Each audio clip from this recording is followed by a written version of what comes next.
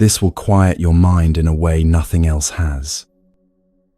What you're about to hear has helped millions find the rest their thinking can't give them, and it works differently than anything you've tried before. 12 ancient Buddhist stories that unlock something your mind already knows how to do but has forgotten: how to stop exhausting itself. A monk who found enlightenment through sweeping because he was too simple to understand philosophy. A centipede who forgot how to walk the moment it started thinking about walking. A woman who lost everything in one day and discovered freedom in the ruins. A teacher who answered the deepest question with complete silence. These stories do what meditation instructions can't. While you listen, your racing thoughts settle on their own. Not because you're trying to calm them, because ancient wisdom works on the tired mind in ways effort never will. This works even if you've never meditated, even if your mind never stops, even if every relaxation technique has failed you. The Buddha said, "The mind is difficult to subdue, ever swift, seizing whatever it desires.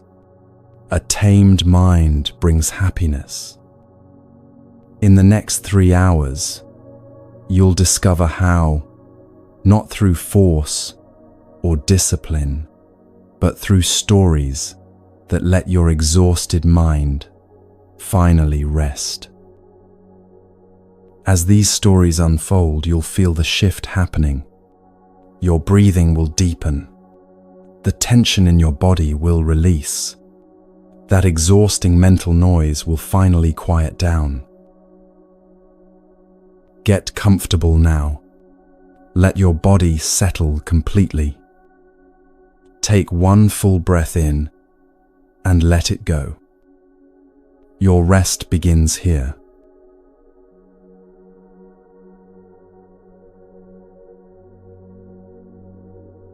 In the mountains of ancient China, there stood a monastery where scholars came to study the deepest teachings of Chan Buddhism. The halls echoed with debates about emptiness, discussions of sutras, analysis of koans that had puzzled monks for centuries. Intelligence was currency here. Quick minds were celebrated. The sharper your understanding, the more respect you commanded. Among these brilliant students lived a young monk, the others called Simple Hui. Not to his face, they weren't cruel, but behind his back, with a mixture of pity and exasperation, that's what they whispered. Simple Hui.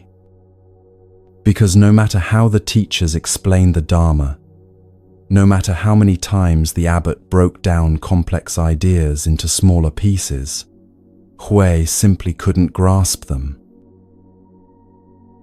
When the master taught about the nature of emptiness, the other monks nodded with comprehension, asked penetrating questions, demonstrated their understanding through eloquent responses.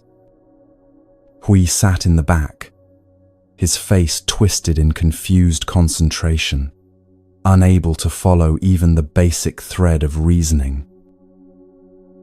When they studied the Heart Sutra, memorizing its verses and unpacking its meaning, the others recited flawlessly after a few repetitions. Hui stumbled over the words, mixed up the lines, forgot what he'd just heard moments before. The abbot watched this young monk struggle for months. He saw Hui's genuine effort, the way he showed up to every teaching session, the sincerity in his eyes, even when understanding eluded him completely. Other teachers suggested perhaps monastic life wasn't Hui's path. Maybe he should return to his village, take up a trade, more suited to his abilities. But something made the abbot pause. One morning, after Hui had failed yet again to grasp a teaching that even the newest students understood easily, the abbot called him aside. "Hui," he said gently, "I'm giving you a different practice." The young monk's face brightened with hope. Perhaps this new practice would finally be something he could understand. "You will sweep the courtyard," the abbot continued. "Every morning at dawn, you will sweep the stones clean. Just this. Nothing more." Hui bowed, accepting this task.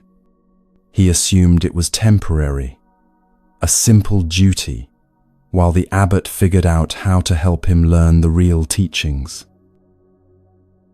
But days became weeks, weeks became months, and still, his only instruction remained the same. Sweep the courtyard. The other monks studied increasingly complex texts. Hui swept stones.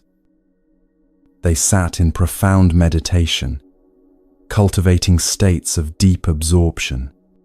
Hui swept fallen leaves. They engaged in Dharma combat, testing their understanding against each other's insights. Hui swept away the morning dew. Years passed.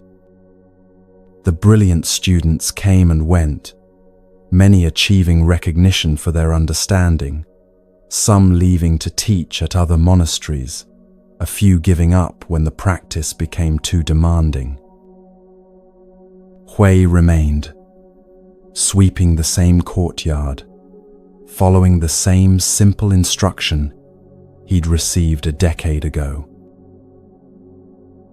20 years became 30. 30 became 40. The young monks who arrived now had never known a monastery without Hui and his broom. He was simply part of the landscape, the simple one who swept, who couldn't understand the teachings, who had found his place, doing a task anyone could do. But something had happened during those 40 years, something none of the scholars noticed because they were too busy analyzing, discussing, and debating to see what was right in front of them.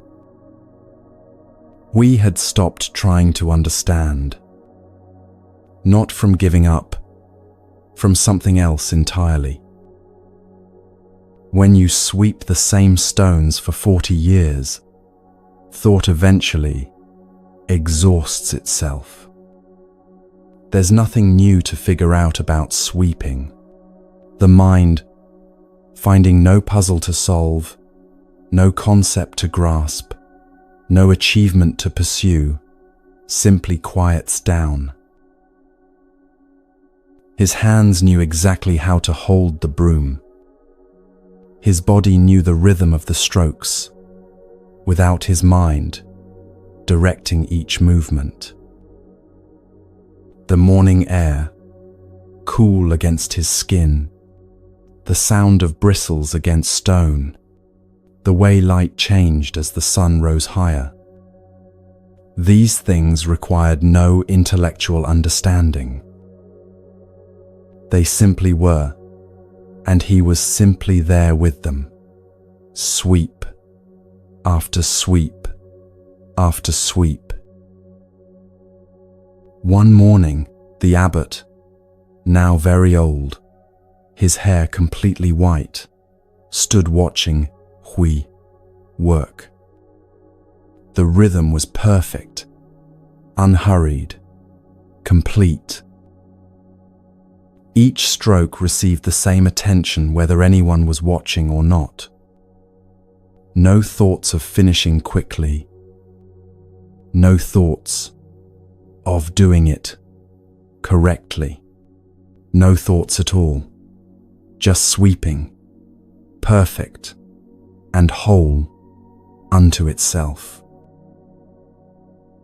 "We," the abbot called softly.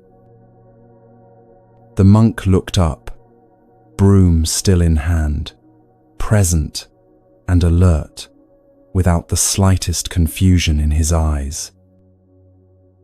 "Tell me," the abbot said, "what is the meaning of Bodhidharma coming from the West?" This was the great koan, the question that had stumped scholars, the test that separated true understanding from intellectual cleverness. The young monks who'd studied for years could offer elaborate answers full of references and reasoning. But Hui, who'd never understood a single teaching, who couldn't grasp even the simplest Dharma talk, Hui simply lifted his broom slightly and smiled. In that gesture, the abbot saw what 40 years of sweeping had accomplished. Hui hadn't learned about no mind from texts or lectures. He'd lived it, breathed it, embodied it through the simple act of sweeping stones until there was no one left who was doing the sweeping. Just sweeping itself, happening perfectly, completely, without the exhausting interference of a mind trying to understand or achieve or become. The old abbot bowed deeply to his student. The other monks, watching this, were stunned. Their master, bowing to simple Hui, the one who'd never grasped a single teaching. But the abbot understood what they didn't, that intellectual understanding and direct experience are entirely different things. One exhausts the mind with endless concepts. The other lets the mind rest in simple presence. The Buddha once taught, "Wonderful, indeed, it is to subdue the mind, so difficult to subdue, ever swift, and seizing whatever it desires. A tamed mind brings happiness." But here's what the scholars miss. You don't tame the mind by thinking about taming the mind. You tame it by giving it something so simple, so complete, so utterly without complexity, that it has nothing left to grasp at, nothing left to figure out, nothing left to do, except finally rest. This is why Hui succeeded where brilliant students failed. They were trying to understand their way to freedom. He was simply sweeping. They filled their minds with concepts about emptiness.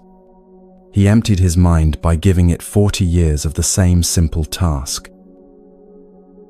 They knew all about meditation, could describe the stages of concentration, could debate the fine points of practice. He just swept, and in that sweeping, found what all their knowledge pointed toward, but couldn't deliver. Your own mind is probably doing right now what those scholar monks spent their lives doing, trying to figure things out, analyzing, comparing, evaluating, planning, listening to these words while simultaneously thinking about them, judging whether this story is useful, wondering if you're understanding correctly, checking whether you're relaxing the right way. This is the peculiar trap of human consciousness. We think about our thinking. We watch ourselves experiencing. We evaluate our own evaluations. Right now, part of your mind is probably monitoring how relaxed you are, which immediately makes you less relaxed because monitoring requires mental effort. Another part is judging whether you're getting it, which creates distance from actually experiencing anything directly. Another part is already planning what comes next, which pulls you out of this moment entirely. This recursive loop, thinking about thinking, watching yourself think about thinking, judging your watching of your thinking, consumes enormous energy. It's like running a computer program that does nothing except monitor itself, monitoring itself, monitoring itself, endlessly. No wonder you're exhausted. The thinking mind trying to solve the problem of thinking is like trying to put out a fire with gasoline. More thinking doesn't quiet thinking. It just creates more to think about. More analysis doesn't stop analysis. It becomes another thing to analyze. More techniques for calming the mind just give the mind more techniques to worry about doing correctly. But here's what Hui discovered. Through 4 decades of sweeping, your body already knows how to rest. It doesn't need instructions or understanding or techniques.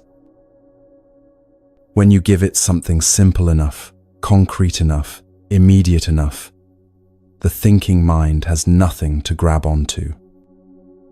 It can't analyze sweeping for 40 years because there's nothing there to analyze.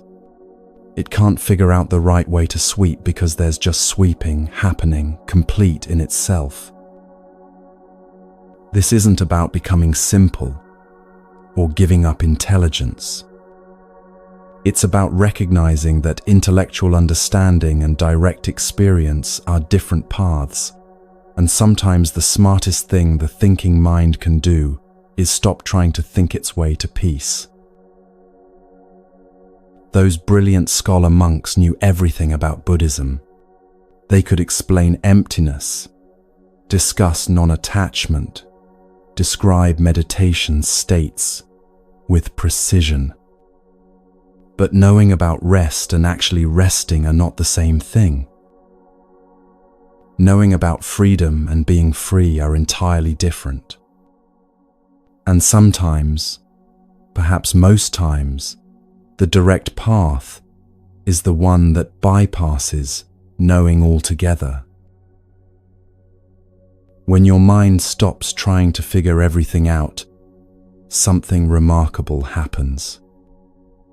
Not dramatic, not special, just the quiet recognition that you don't need to understand everything to experience it fully. You don't need to analyze peace to feel it. You don't need to master rest to rest. You just need to stop making it complicated. Hui spent 40 years with a broom, and in that simplicity, found what decades of complex study couldn't deliver. What's your broom? What's the simple, immediate, utterly non-complex thing your thinking mind has been overlooking because it seems too ordinary to matter? Maybe it's the rhythm of your breathing right now. Maybe it's the weight of your body against whatever surface holds you. Maybe it's the simple fact of being here, listening, without needing to understand or achieve or become anything different than what you already are. The brilliant students thought Hui was too simple to understand the teachings. They were wrong. He was too simple for the teachings to complicate. And in that simplicity, in that 40-year sweep of stones with no one there trying to get somewhere, he found what all their complexity was pointing toward, but could never quite reach. But what if even the body's wisdom seems distant? What if you can't feel that natural intelligence that knows how to rest without being taught? The next story shows what happens when we lose touch with the automatic grace we were born with, and what that loss reveals about the thinking mind's interference.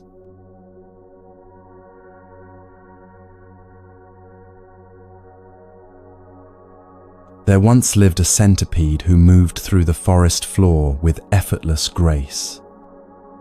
100 legs working in perfect harmony, flowing like water over rocks and roots and fallen branches. She never stumbled, never hesitated, never needed to think about which leg should move when or how to coordinate the intricate dance of all those tiny feet. Her body simply knew.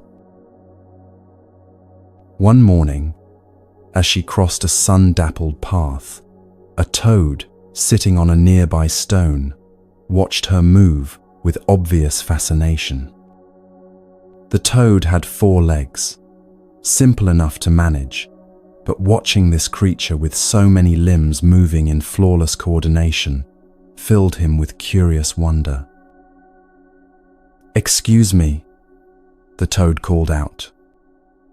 "I hope you don't mind my asking, but I've been watching you move, and I'm absolutely amazed. How on earth do you manage all those legs? Which one do you move first? How do you keep track of them all? How do you know which leg goes forward when?" The centipede stopped.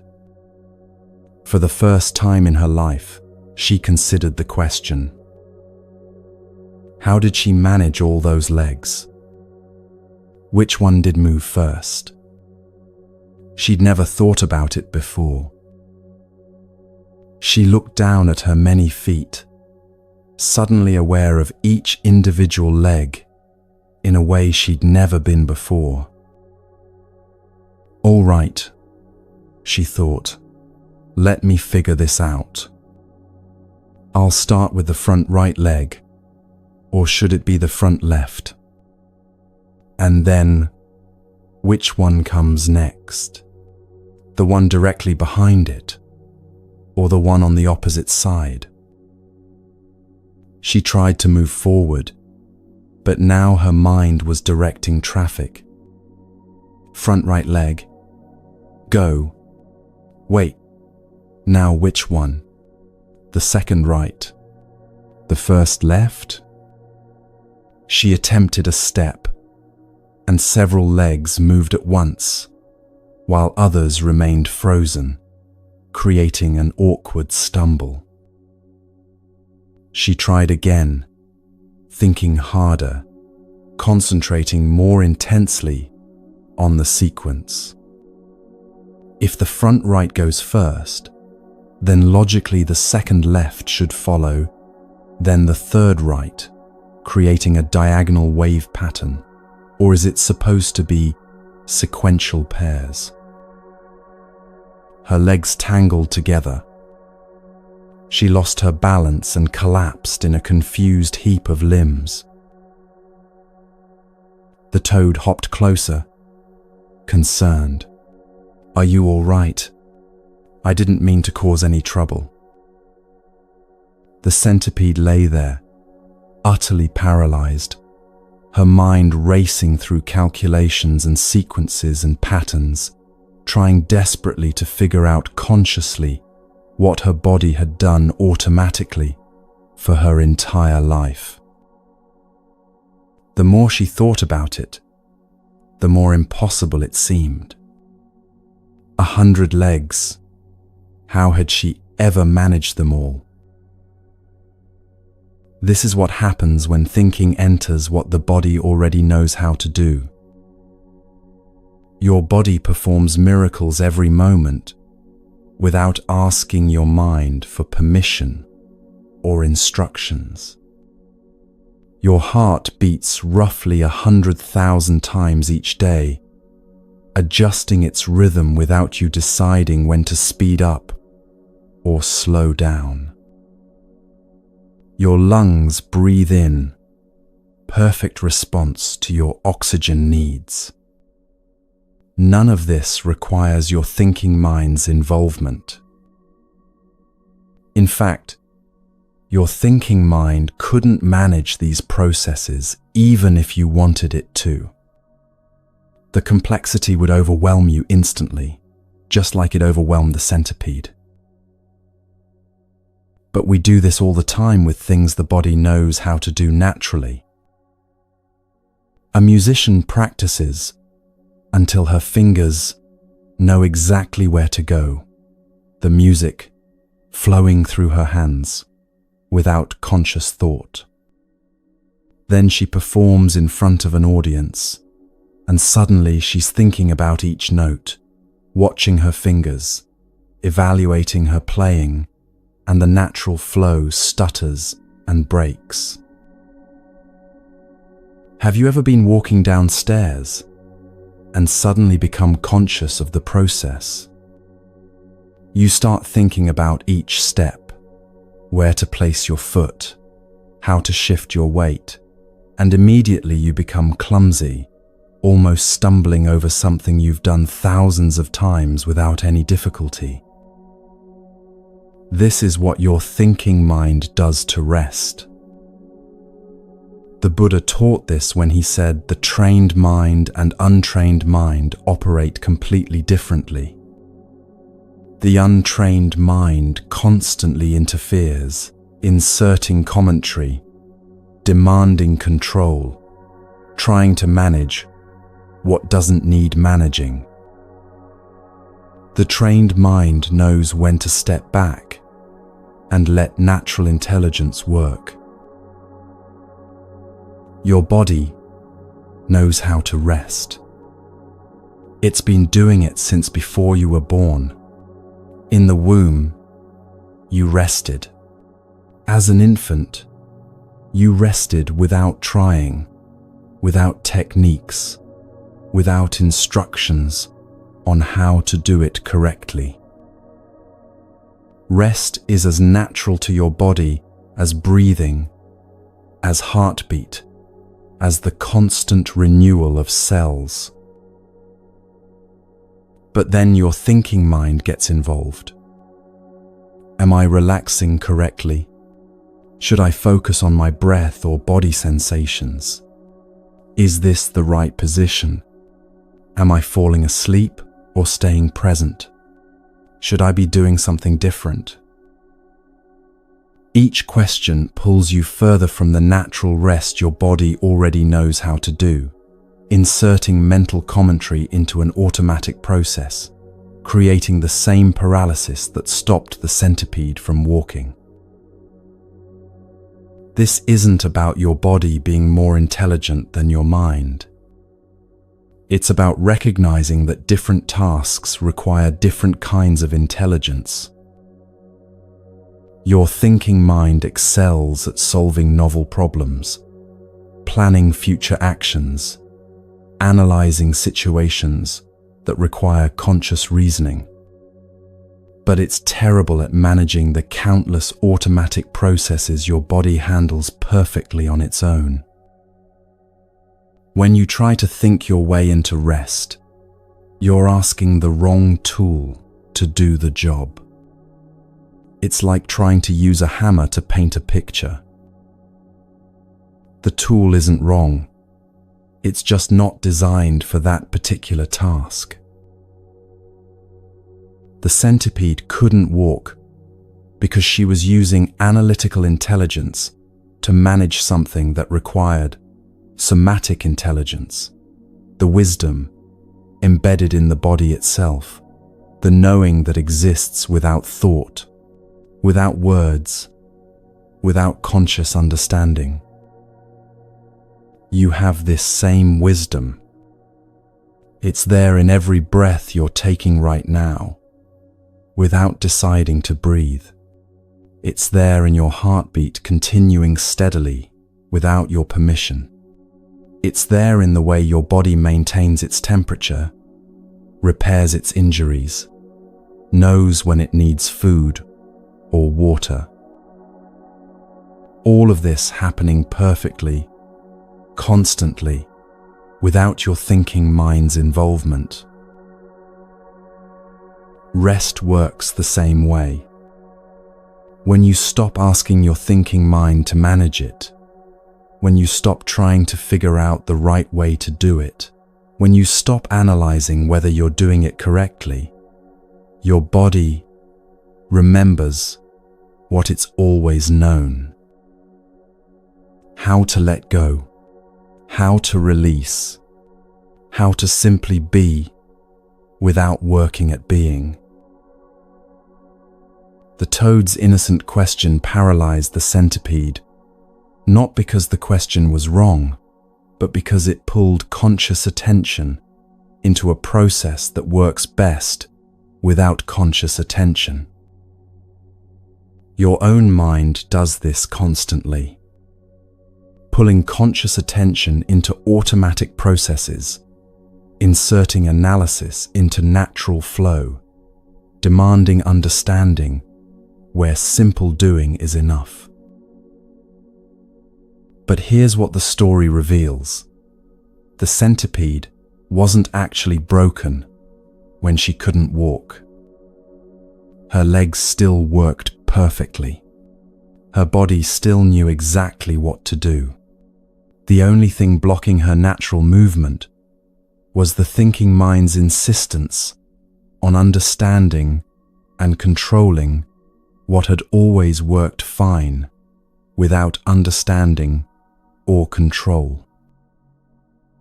The moment she stopped trying to figure it out, the moment she let her analytical mind step back and her body's intelligence take over again, she walked. Not because she learned anything new, not because she finally understood the correct sequence, but because she stopped interfering with what her body already knew. Your tired mind isn't tired because something is wrong with you. It's tired because it's been trying to consciously manage things that work better without conscious management. It's been trying to think its way into states that emerge naturally when thinking stops trying so hard. Right now, your body knows how to rest. It's already doing it in 1,000 ways. Your breathing deepening slightly, your muscles releasing tension you didn't know you were holding, your nervous system shifting toward calm. None of this requires your thinking mind's help. In fact, the more your thinking mind tries to help, the more it interferes with what's already happening naturally. Sometimes the deepest truths require no words at all. No explanation, no analysis, no verbal understanding, just direct recognition that bypasses thought entirely. The next story takes us to a moment when the Buddha himself taught this way, pointing to truth through silence rather than speech, showing that what cannot be said is sometimes more powerful than anything words could convey.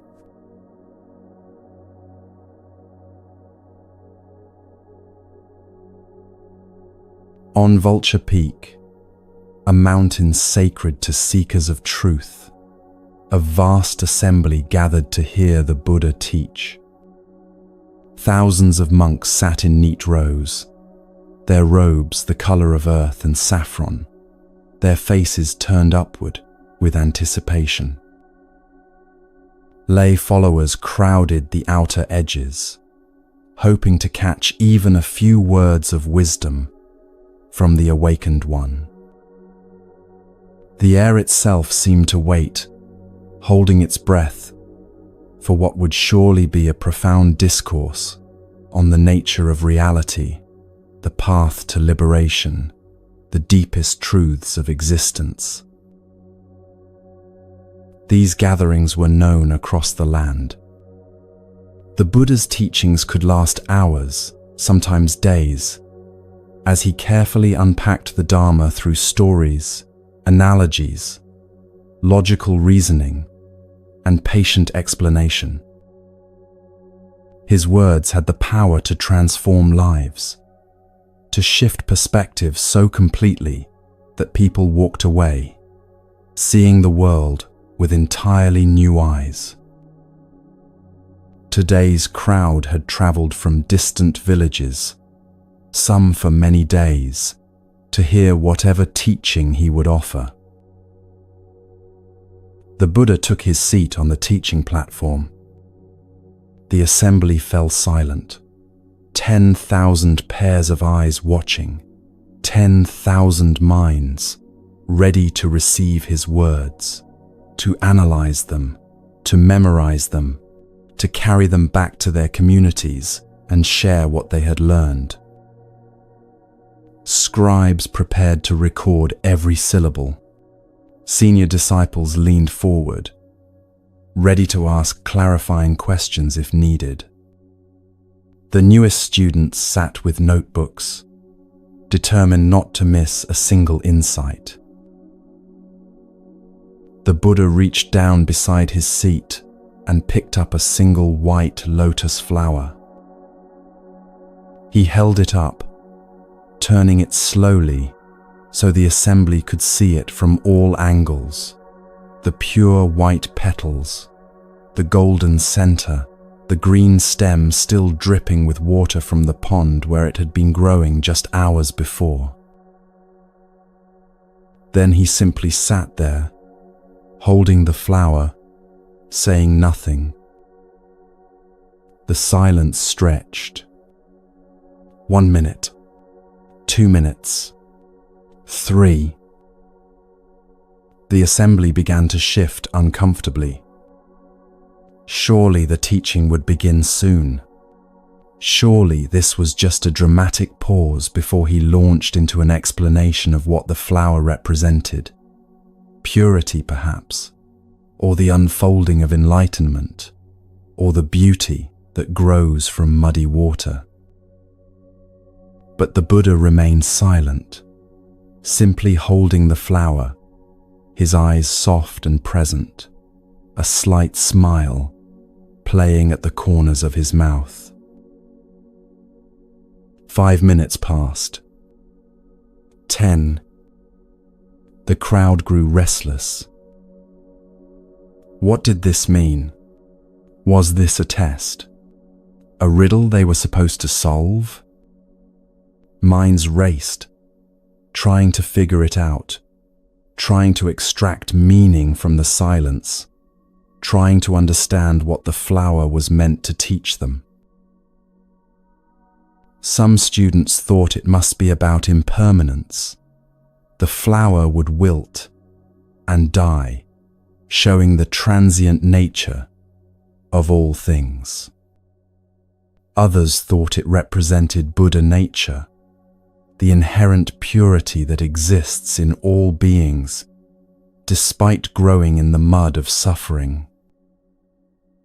Still, others constructed elaborate interpretations, involving the petals as the eightfold path, or the stem as the connection between earth and enlightenment.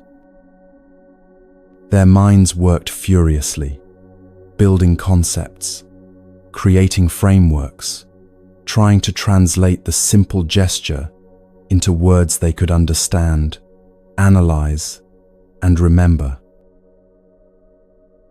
And then, in the midst of all this mental activity, one person in the vast assembly smiled. Mahakashyapa, sitting quietly in the third row, suddenly smiled, Not the smile of someone who has figured out the answer to a puzzle, but the smile of someone who has seen something directly, without the interference of thought, without the need for explanation.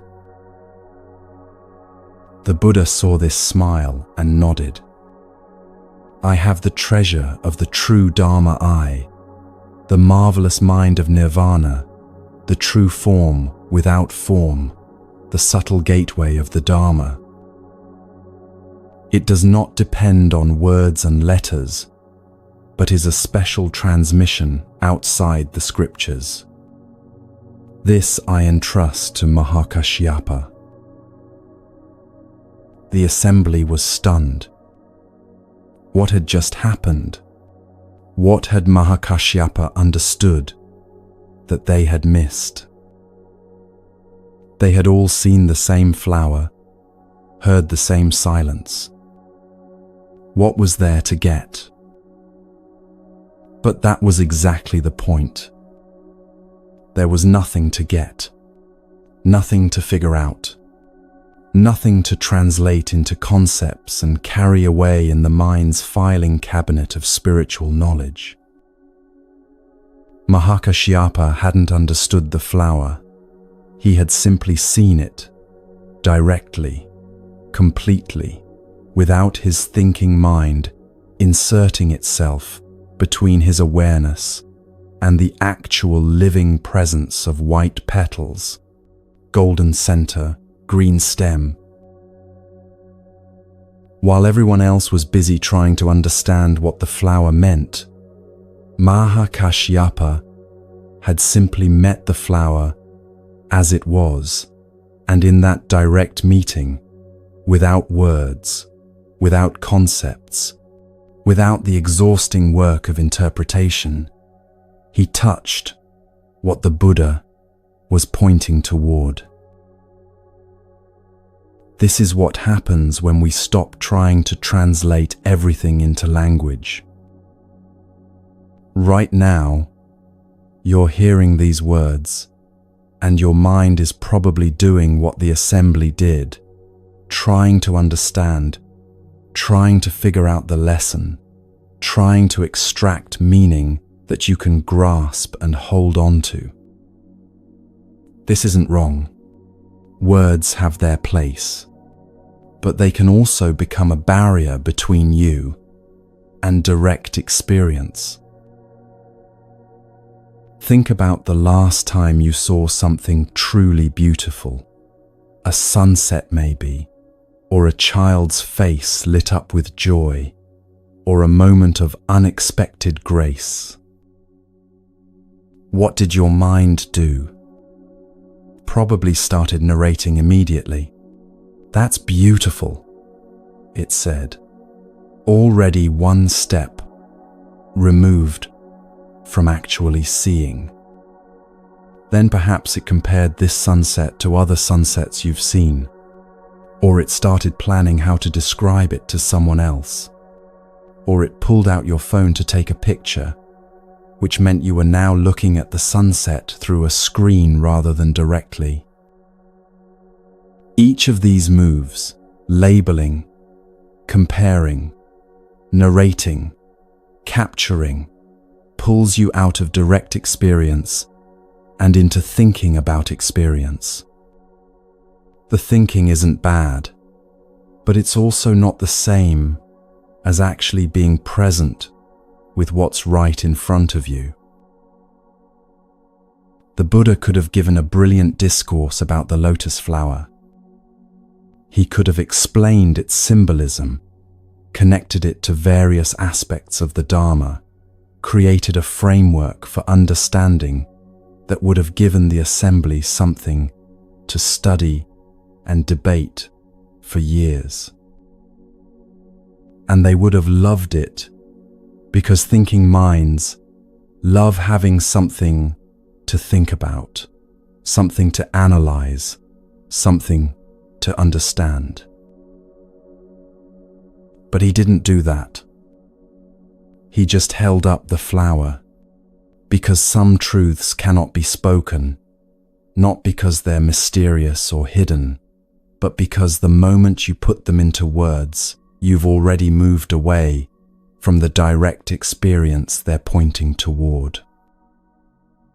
There's an intelligence that recognizes truth before thought labels it. You know this intelligence. You use it all the time without realizing it. A baker's hands know when dough is ready. Not because the baker is thinking about gluten development and hydration ratios, but because 10,000 batches have taught her hands to feel the exact texture, the subtle resistance, the way properly developed dough responds to pressure. She knows through her hands, directly, before any words form in her mind. A musician's fingers find the right notes without conscious direction. Her hands have practiced so many times that they know the geography of the instrument better than her thinking mind could ever map it. The music flows through her fingers, not because she's thinking about which key to press next, but because her body has learned the language of melody and her hands speak it fluently. A woodworker feels how the grain wants to be cut. His hands recognize the wood's resistance, know when to apply more pressure and when to ease back, sense the difference between working with the material and fighting against it, all without verbal thought, all through direct physical knowing. This is the same kind of knowing Mahakashyapa had when he saw the flower. Not conceptual understanding that can be explained in words, but direct recognition that bypasses language entirely. Your hands have been practicing this all along. Every time you've caught something without thinking about it, every time you've adjusted your balance automatically, every time you've known something through physical sensation rather than mental analysis, that's your body's intelligence working without words. The Buddha taught, when words cease and there is no speech, this is called the entrance to the gate of Dharma illumination. Not because words are bad or wrong, but because reality itself doesn't exist in language. Language is a tool for pointing, describing, communicating, immensely useful, but fundamentally separate from what it describes. You can read 100 descriptions of what an apple tastes like, memorize elaborate vocabulary about its sweetness, tartness, and texture, but none of those words are the actual experience of biting into an apple. The experience itself exists outside language. It's direct, immediate, and complete, without any words at all. This matters for your tired mind because language is exhausting. Every word requires mental processing. Every sentence needs to be parsed, understood, related to previous sentences, fit into existing frameworks of meaning. Every explanation demands that you follow along, check your understanding, make sure you're getting it right. Even these words right now are asking your mind to work, to process, to comprehend. But the flower doesn't ask anything. It just is. White petals, golden center, green stem, meeting it directly, without words, without interpretation, without the work of understanding. Your mind can finally rest. This is what your body knows, that your thinking mind keeps forgetting. Your body lives in direct experience constantly. It feels temperature without naming it hot or cold. It senses tension and release without labeling them. It knows tiredness and energy as direct physical reality, not as concepts to be understood. A potter's hands know when clay has the right moisture, not because they've memorized a formula, but because they've touched countless pieces of clay and can feel the difference directly. A gardener's fingers know how deep to plant a seed, not from measuring, but from an embodied sense of rightness that comes from years of handling soil and watching what grows. A cook's hands know when bread dough has been kneaded enough, not from counting folds, but from the way the dough responds under their palms. A knowing that exists in the hands themselves, before language, before thought. Every skilled movement is meditation without trying. When your hands are doing something they know how to do, really know, in the body rather than in the mind, thought becomes unnecessary. The dancer who has practiced the same sequence 1,000 times doesn't think, now right foot, now turn, now extend. The body simply dances, and the thinking mind can rest. The typist who has typed for decades doesn't hunt for each letter. The fingers find the keys faster than conscious thought could direct them. This is your body practicing no mind every time it performs a familiar skill. Not something you need to learn or achieve, something you already do whenever you trust your physical intelligence over your analytical mind. But here's what happens. You watch yourself. The baker second guesses her hands, thinking maybe she should check the recipe again. The musician becomes conscious of her fingering and suddenly stumbles over notes she's played perfectly 1,000 times. The woodworker starts analyzing his technique and loses the intuitive feel that guided him. When you watch yourself doing something, you split your attention. Part of you is doing the thing, and part of you is monitoring the doing, evaluating it, judging it, checking if it's being done correctly. This is what happened to the centipede when the toad asked about her legs. This is what happens to your rest when your thinking mind starts managing it. The assembly on Vulture Peak was watching, analyzing, trying to understand, and they missed what was right in front of them. Mahakashyapa wasn't trying to understand.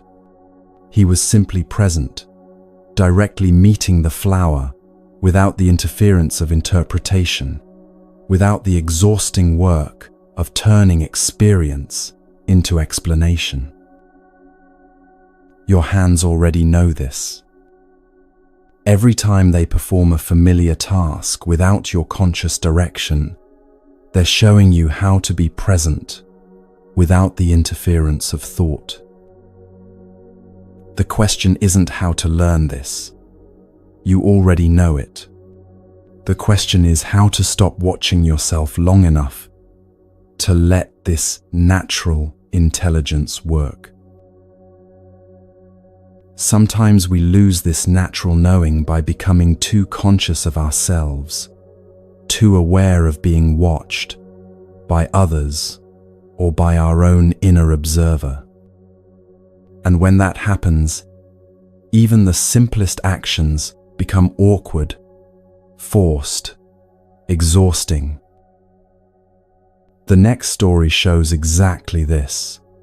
What happens when the observer's gaze turns something naturally graceful into something impossibly difficult?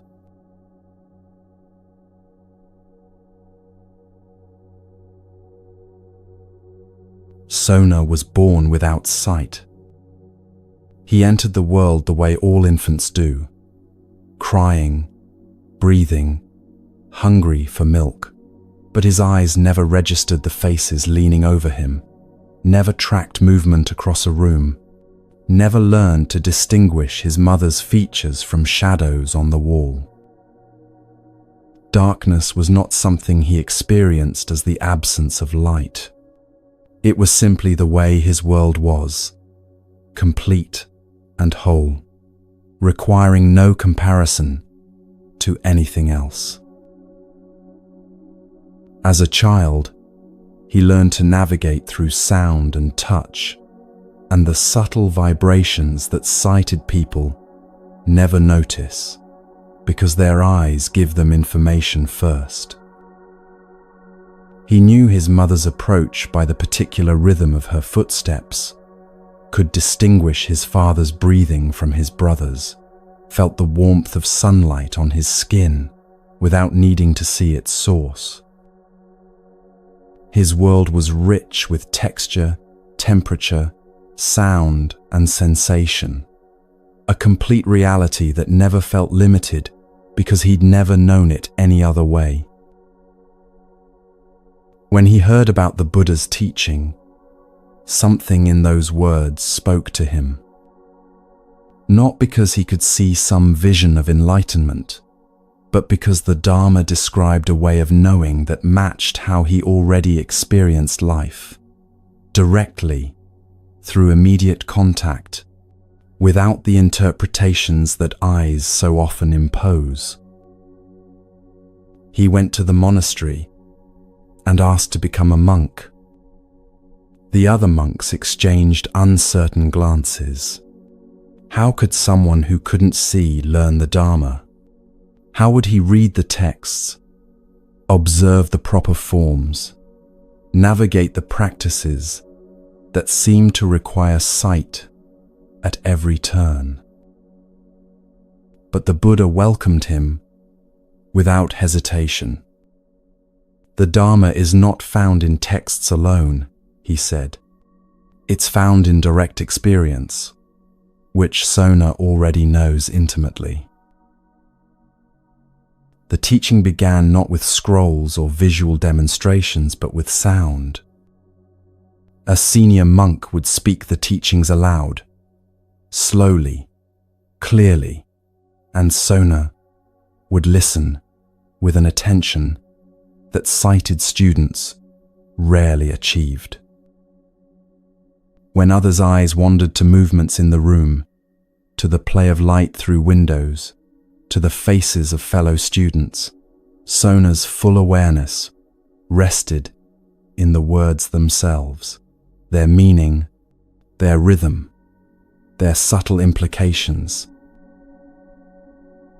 He learned the Four Noble Truths through feeling them in his own experience. Suffering, he knew it not as a concept, but as the actual sensation of discomfort, frustration, the wanting things to be different than they were.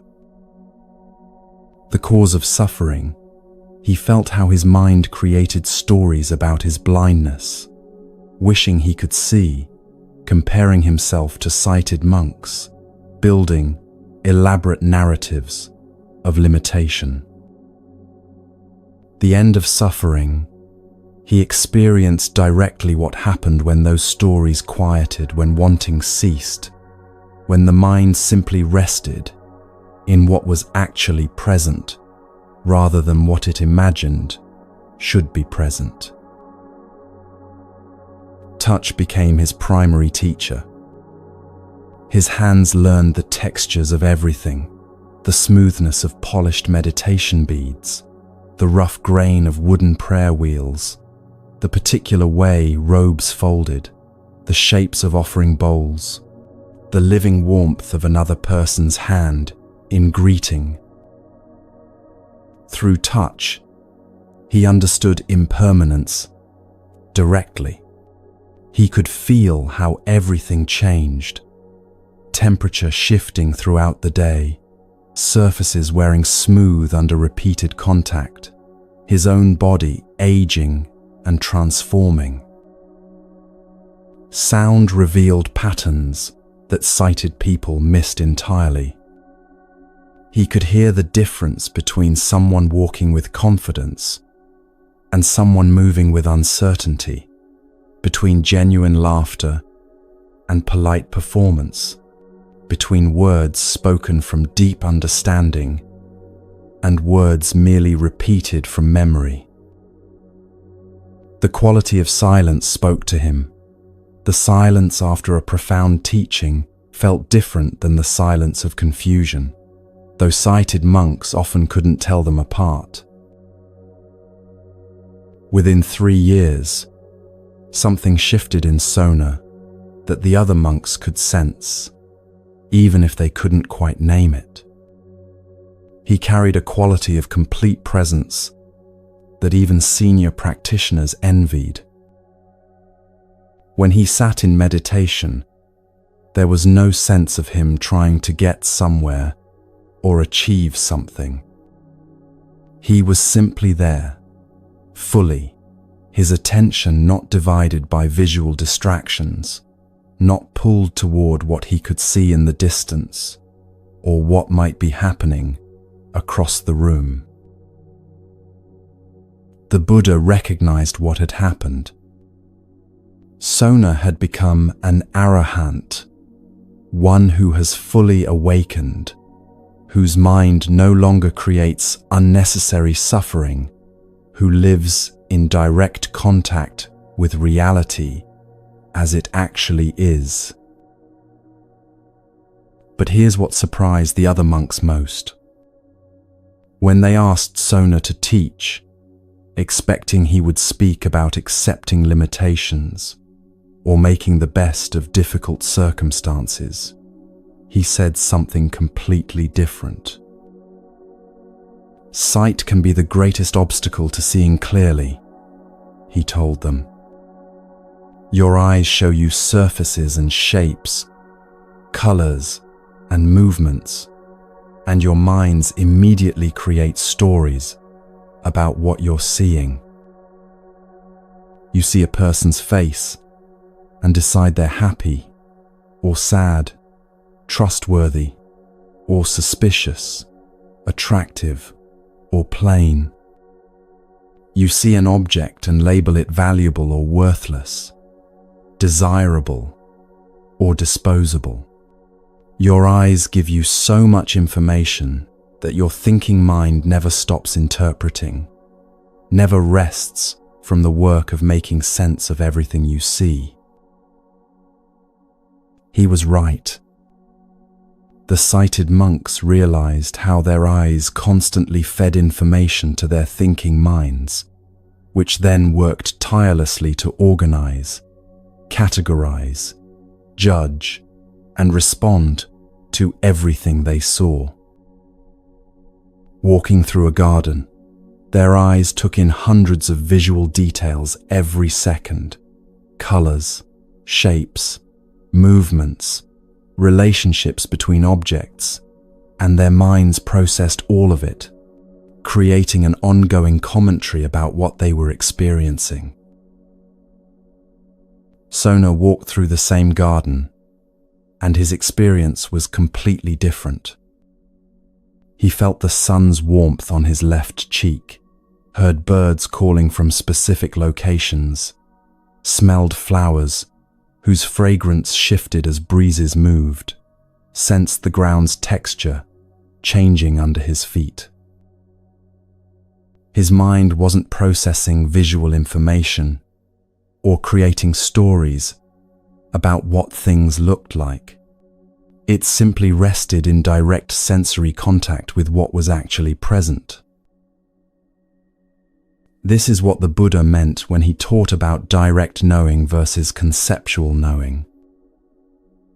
Direct knowing happens through immediate contact, the way your hand knows hot when it touches a flame, the way your tongue knows sweet when it tastes honey, the way your body knows tired without needing to think about what tiredness means. This knowing doesn't require words or concepts or explanations. It's complete in itself, instant, and accurate. Conceptual knowing happens through the thinking mind's interpretation of experience. You see fire and your mind thinks dangerous or beautiful or useful for cooking, all concepts layered on top of the direct experience of light and heat. These concepts aren't wrong, but they're also one step removed from the actual reality you're encountering. And maintaining all these concepts, all this ongoing interpretation, exhausts the mind. Sona's blindness forced him to rely on direct knowing because he couldn't access the visual information that usually triggers conceptual interpretation. He couldn't see someone's face and make assumptions about their character. He had to encounter them directly through tone of voice, quality of presence, the way they moved and spoke and related. He couldn't see an object and immediately categorize it as beautiful or ugly, new or old, expensive or cheap. He had to meet it through touch, weight, texture, direct properties, rather than visual interpretations. This is why we use the word insight for deep understanding, even though seeing has nothing to do with it. Real insight isn't visual. It's direct knowing that bypasses the eyes entirely, bypasses all conceptual thinking, and contacts truth immediately. Sona had this insight, not despite his blindness, but in many ways because of it. When one sense is removed, the others intensify. This isn't just about hearing becoming sharper or touch becoming more sensitive, though both of those happen. It's about attention itself becoming more focused, less divided, more capable of resting in single-pointed awareness rather than scattering across multiple inputs simultaneously. You can experience this yourself right now. Close your eyes for a moment and notice how your awareness of sound immediately sharpens. You hear things that were present all along but that your visual attention was drowning out. The hum of electronics, distant voices, your own breathing, the settling of the building around you. Without visual input demanding constant processing, your mind has space to receive other information more fully. The Buddha taught, that which is directly experienced is grasped fully. That which is conceived is only partially known. This points to exactly what Sona discovered, that direct sensory knowing is complete and immediate, while conceptual understanding is always incomplete, always one step removed from actual reality. Your thinking mind prefers concepts because they feel manageable, controllable, something it can grasp and hold on to. But direct experience can't be grasped.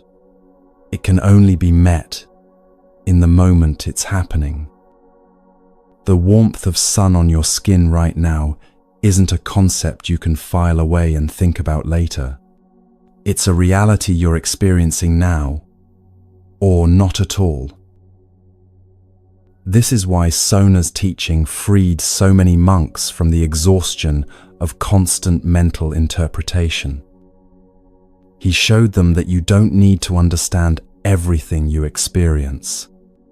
You don't need to label it, categorize it, figure out what it means, or how it fits into your conceptual framework. You can simply be present with the direct knowing that happens through your senses before thought begins its commentary. Your body does this naturally all the time. Your skin knows temperature without thinking, "This is 72 degrees." Your ears know sound without thinking, "This frequency is 440 hertz."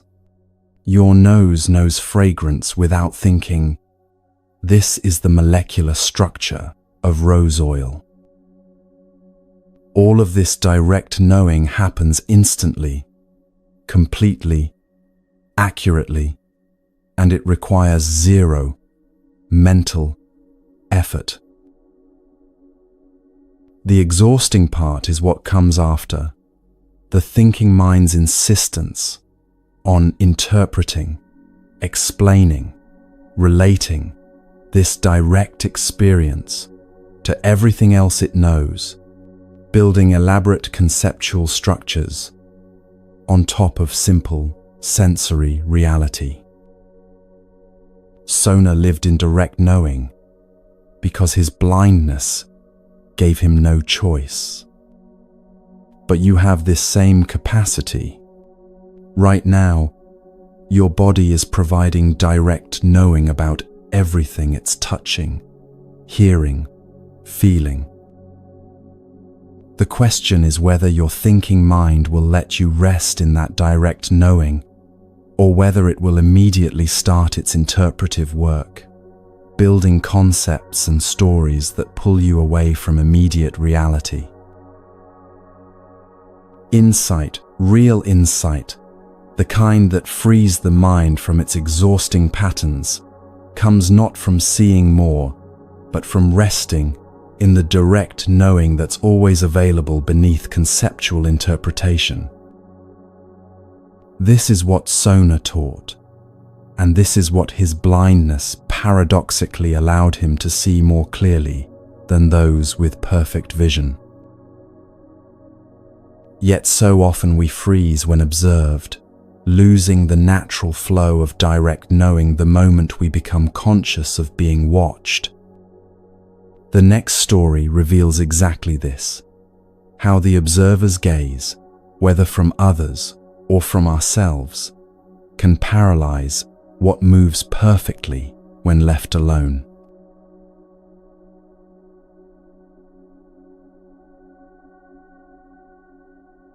In a mountain monastery, there lived a young monk named Chen, who had a particular gift. He could recite sutras with perfect clarity, every word flowing into the next, with a rhythm that made the ancient teachings come alive. Alone in his small room at dawn, he would chant the texts he'd memorized, his voice steady and sure, never stumbling, never hesitating, the words emerging as naturally as breathing. His roommate often woke to the sound of these morning recitations and marveled at Chen's flawless delivery. The words came so smoothly, so effortlessly, that it seemed Chen had been born knowing these texts, rather than having spent years memorizing them. But there was something strange. During formal ceremonies, when the entire monastery gathered and monks took turns reciting before the assembly, Chen would volunteer eagerly, confident in his ability. Yet the moment he stood before the group, something happened. His voice would shake. He'd lose his place. Words that flowed perfectly in private would tangle in his mouth, and he'd stumble through passages he knew by heart, his face flushing with embarrassment as he struggled to the end. This happened repeatedly. Perfect in solitude, paralyzed before others. Chen couldn't understand it. The words hadn't changed. His knowledge hadn't disappeared. So why could he recite flawlessly when alone, but barely manage when others were listening? The monastery's head teacher, Master Hui, noticed this pattern. He'd heard Chen practicing through the thin walls and knew the young monk's capability.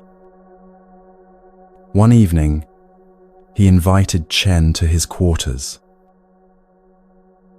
"Tomorrow morning," Master Hui said, "I want you to recite the Heart Sutra in my presence.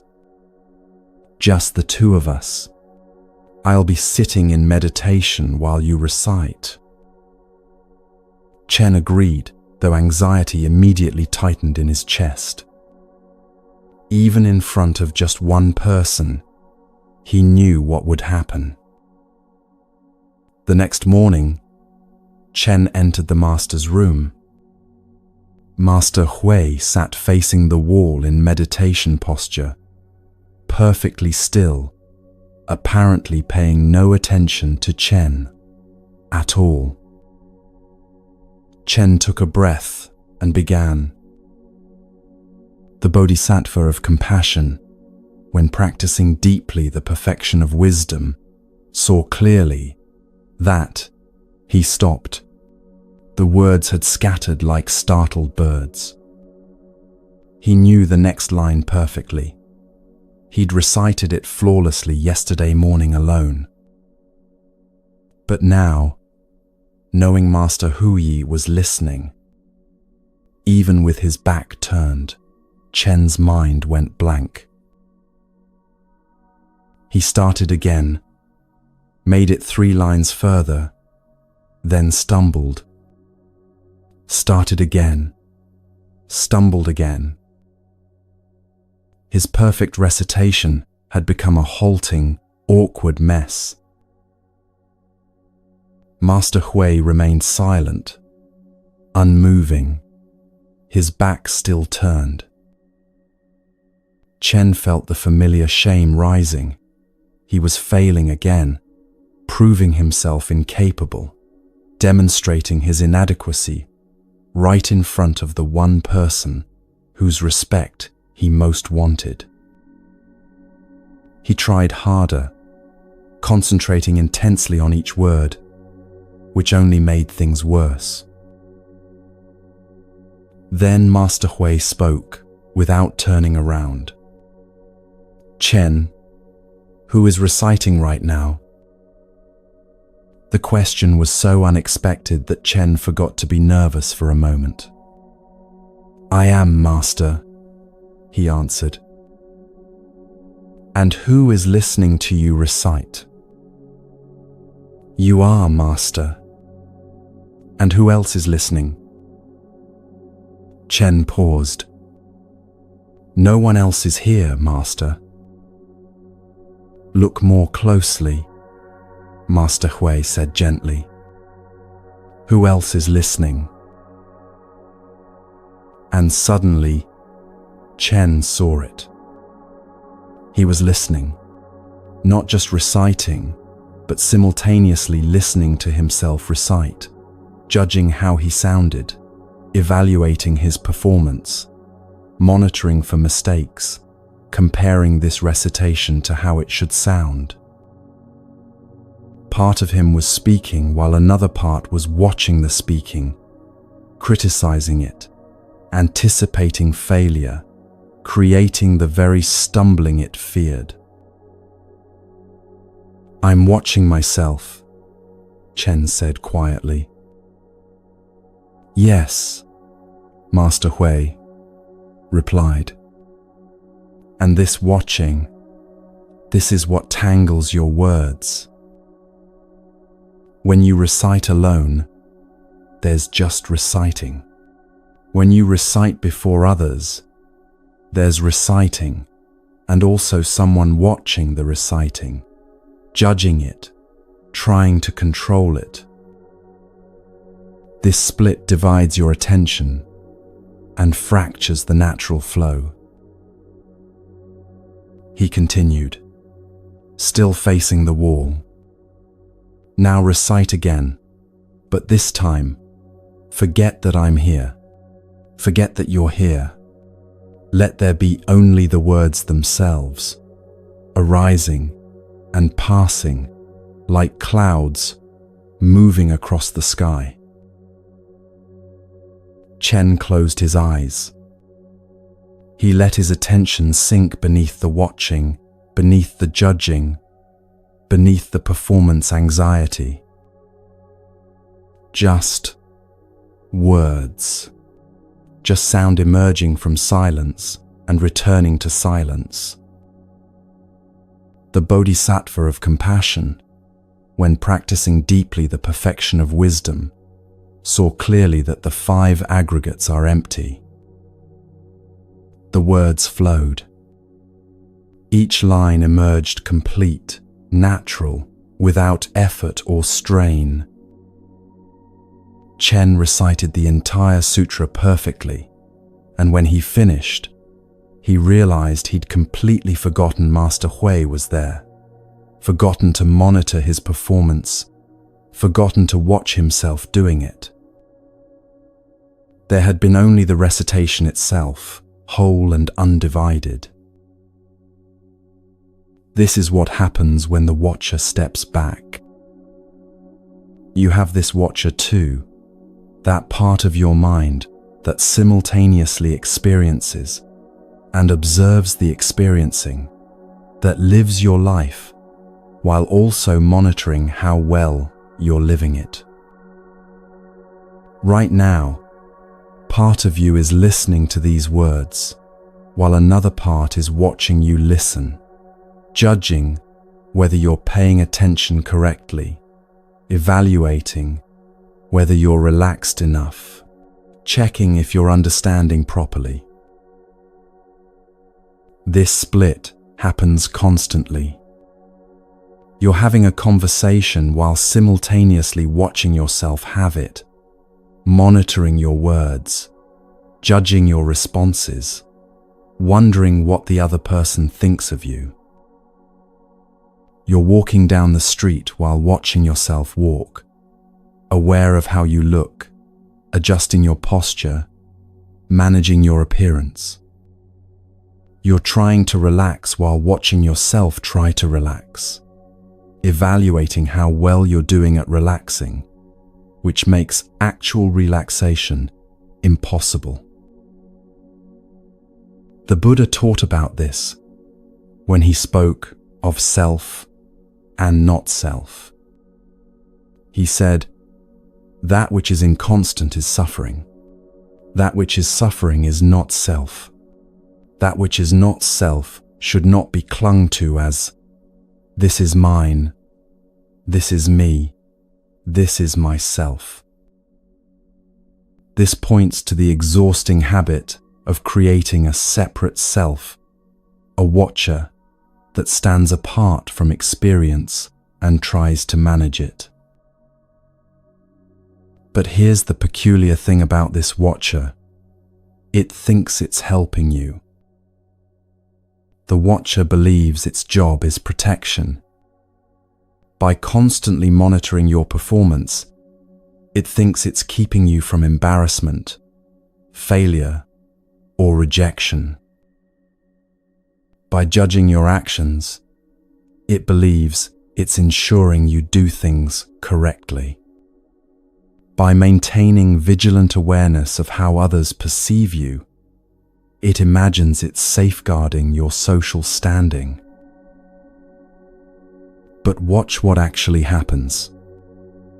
Chen's watcher, trying to help him recite perfectly, created the very stumbling it was trying to prevent. The athlete's watcher, trying to ensure good performance, creates the tension that blocks natural movement. Your watcher, trying to help you relax, creates the self-consciousness that makes relaxation impossible. The watcher consumes enormous energy because it never rests. Even during sleep, it maintains some level of vigilance, which is why you wake up tired even after 8 hours of rest.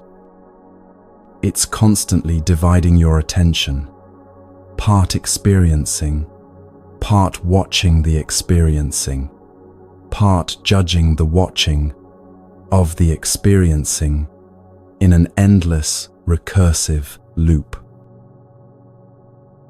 This is why simple tasks become difficult when you're self-conscious. Walking is effortless until you're aware of being watched. Then suddenly, you're not sure what to do with your arms or whether your stride looks normal.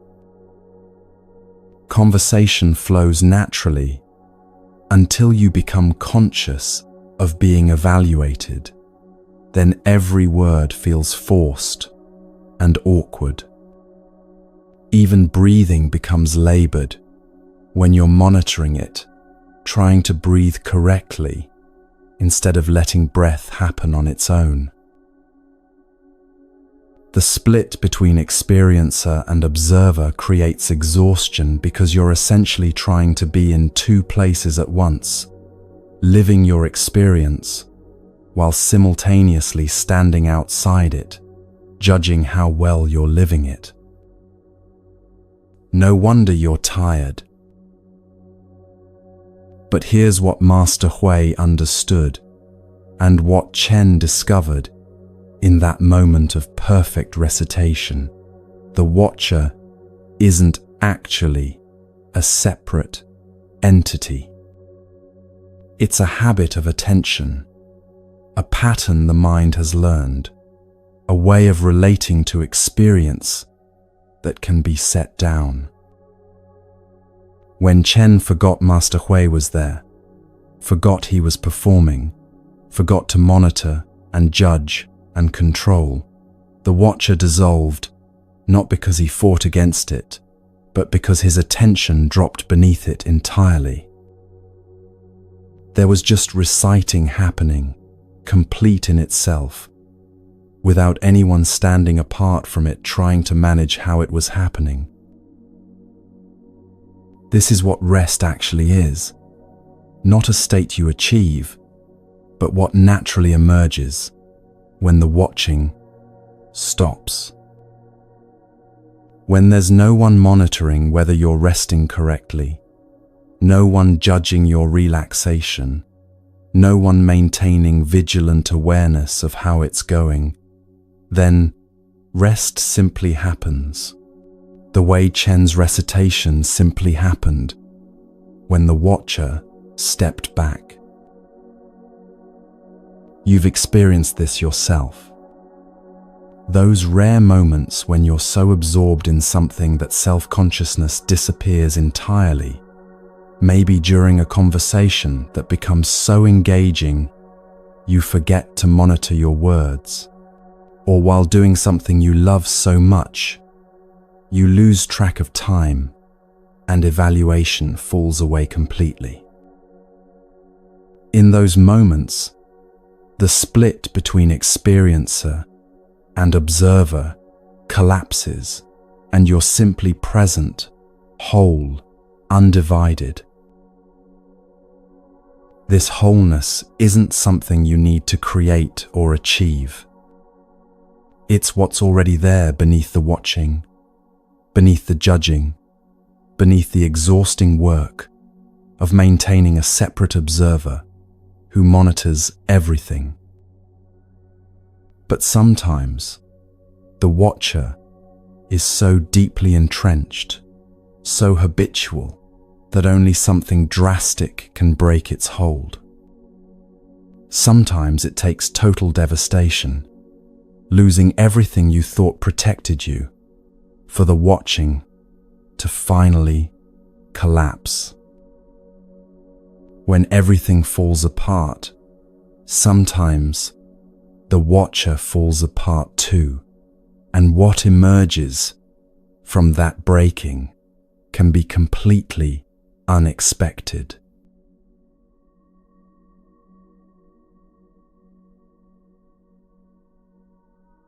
Ubiri had been a courtesan in her earlier life, admired throughout the city for her beauty and grace. But those years felt distant now, almost as if they'd happened to someone else entirely.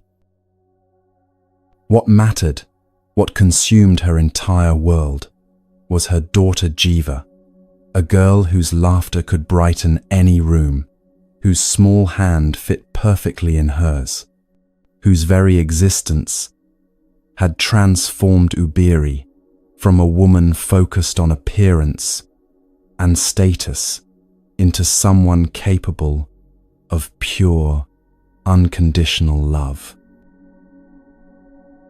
Then fever came, the kind that burns through a child's body faster than anyone can stop it. Ubiri tried everything: healers, herbs, prayers, desperate bargains with any force that might be listening. Nothing worked. Within 3 days, Jiva was gone, her small body growing cold in Ubiri's arms as the morning light came through the window. They took Jiva to the burning ground on the city's edge, that place where bodies turned to smoke and ash, where the dead were released back into the elements they'd come from. Ubiri watched the flames consume her daughter's form, watched the smoke rise and dissipate into empty air, and something inside her broke that would not mend. She began going to the burning ground every day. Not to the place where Jiva's ashes had been scattered. That spot was unmarked, impossible to locate among all the other ashes, all the other grief that had soaked into that ground over countless years. But Ubiri went there anyway, wandering among the funeral pyres and cremation sites, calling her daughter's name. Jiva, my darling Jiva. She called it again and again, her voice raw, her eyes searching for something that couldn't be found, her hands reaching for a child who would never again hold them. People whispered about her, the mad mother, the one who couldn't let go, who'd lost her mind along with her daughter. Some felt pity, others discomfort, but everyone avoided her, this woman whose grief had become so naked, so total, that it made them afraid of their own potential for such devastation. Days became weeks. Weeks became months. Ubiri stopped caring for herself entirely. Her former beauty meant nothing. She barely ate, rarely slept, wore whatever clothes came to hand without thought for their condition. The only thing that existed was her daughter's absence, this hole in the world that she couldn't stop falling into, couldn't climb out of, couldn't even properly name, because naming it would make it real in a way she couldn't bear. Every morning she returned to the burning ground calling, "Jiva, Jiva," as if her voice might somehow reach across the boundary between life and death, as if her grief might be strong enough to pull her daughter back from wherever the dead go. One morning, the Buddha was walking near the burning ground and heard this crying. He'd heard such cries before. Grief is as common as breathing among those who don't yet understand impermanence, but something in this woman's voice carried a quality he recognized. This wasn't just sadness.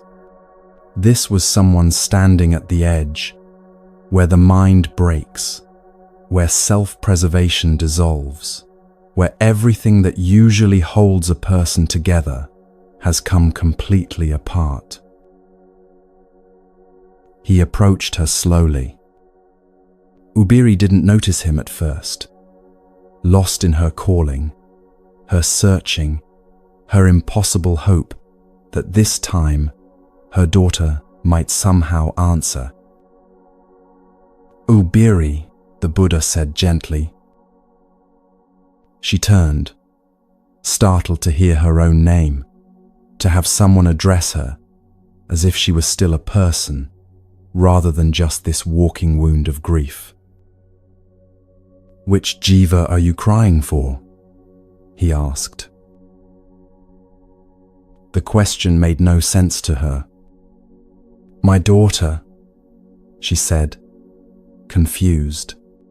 "My daughter Jiva." "But which jiva?" the Buddha persisted, his voice still gentle, but insistent.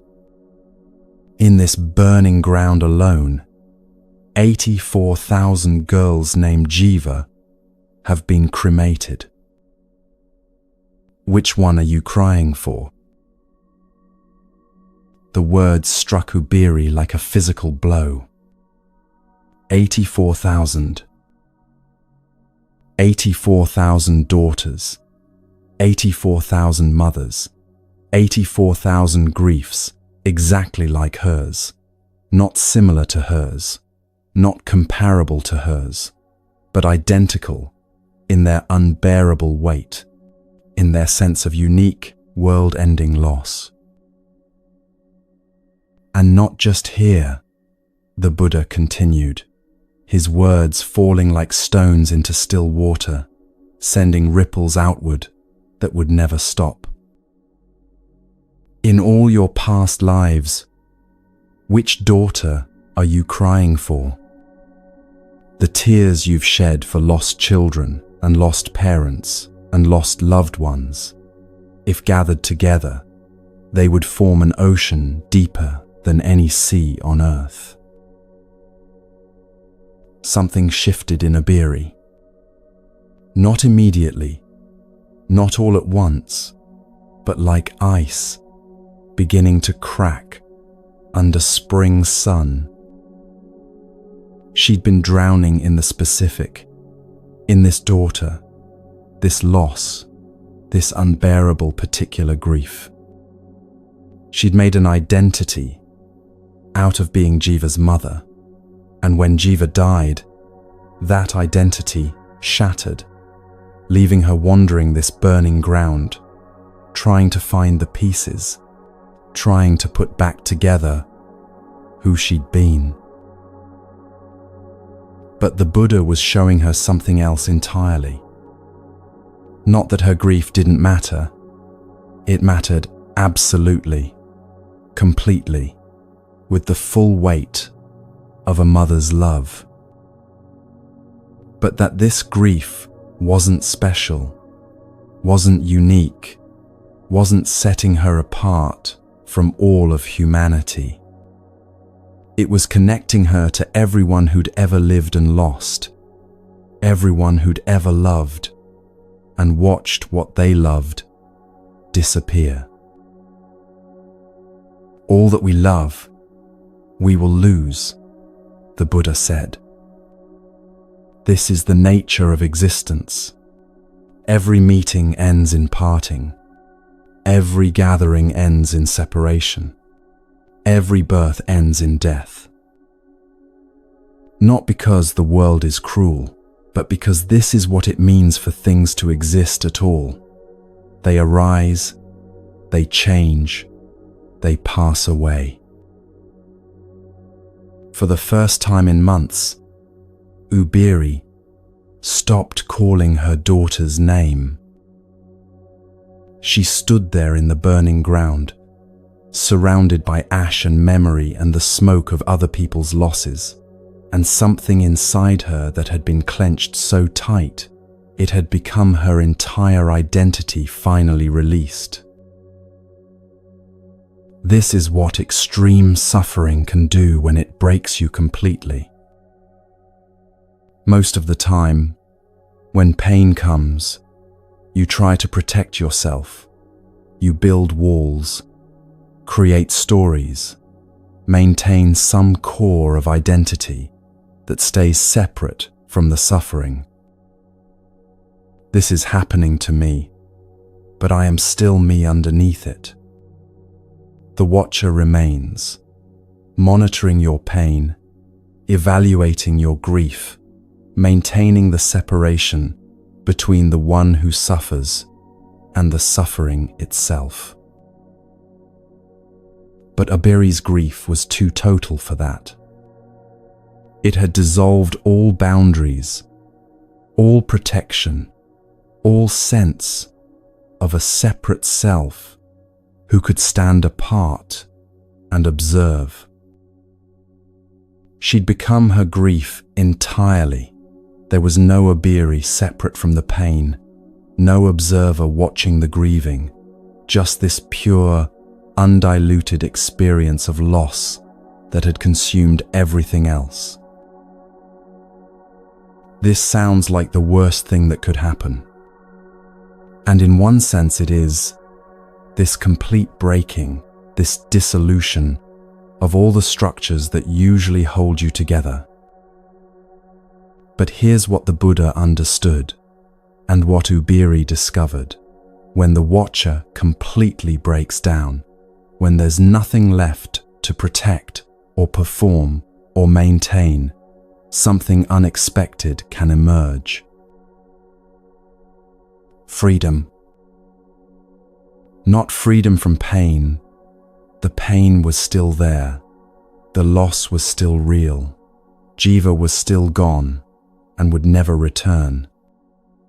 But freedom from the exhausting work of maintaining a separate self, who had to manage the pain, control it, overcome it, somehow survive it, intact.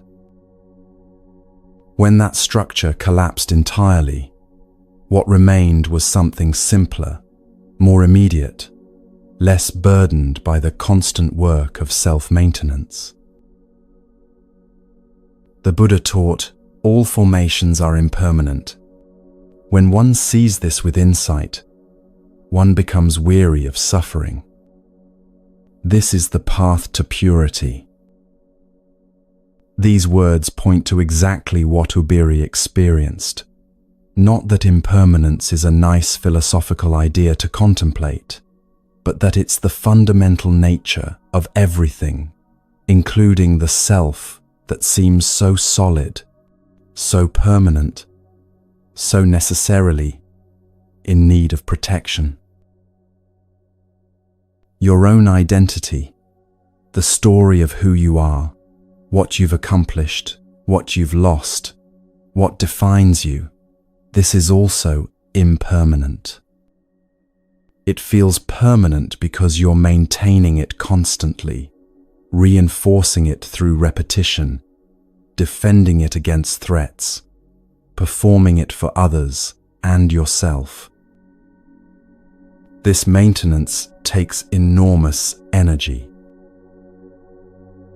But when something breaks you so completely that you can't maintain it anymore, when grief or shock or devastation is so total that the usual structures of self-identity simply collapse, sometimes what emerges is a recognition that the self you were so carefully maintaining was always just a construction, always optional, always more exhausting than necessary. This doesn't mean extreme suffering is good, or necessary, or something to seek out. Ubiri's grief was real and terrible, and not to be minimized. But the Buddha met her in that grief and showed her something that transformed it, not by making the pain go away, but by revealing that the identity she'd built around being Jiva's mother, and then around being the mother whose child died, wasn't the deepest truth of what she was.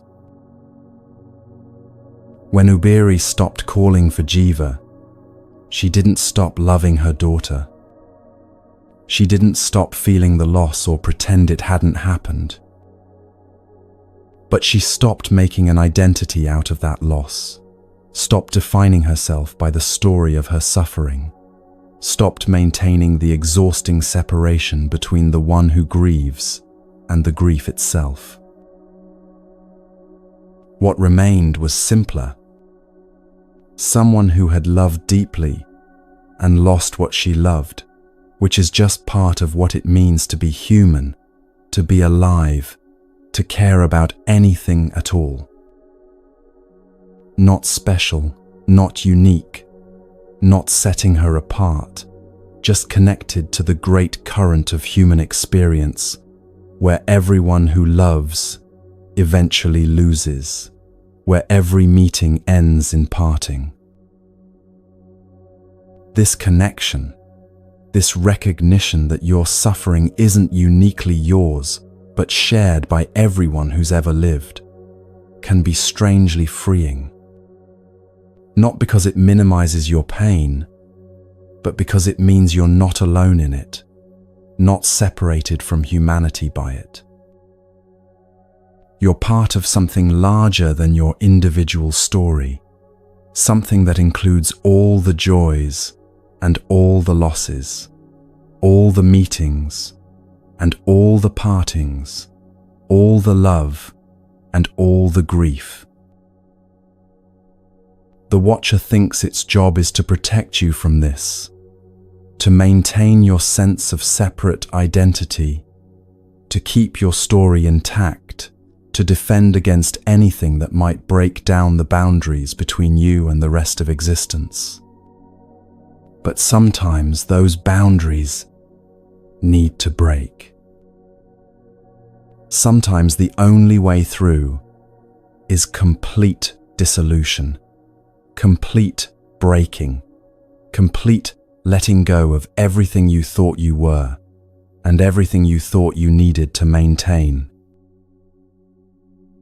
And sometimes, not always, not reliably, but sometimes, what emerges from that breaking is something freer, something less burdened, something that doesn't require constant maintenance and protection, because it's no longer defined by the story of being a separate self, navigating through a threatening world.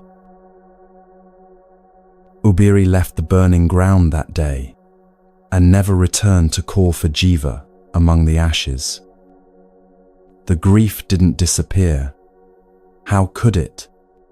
But it no longer consumed her, because she was no longer maintaining the identity of the inconsolable mother, the one whose loss set her apart, the one whose watching of her own grief had become another form of suffering. Even without tragedy, nature shows us how to release what we're gripping so tightly. The trees don't decide when to let their leaves fall. They simply stop holding on when the season changes, and the leaves drop naturally, without effort, without grief. The next story reveals this letting go that requires no devastation, no breaking, just the simple recognition that holding on is optional.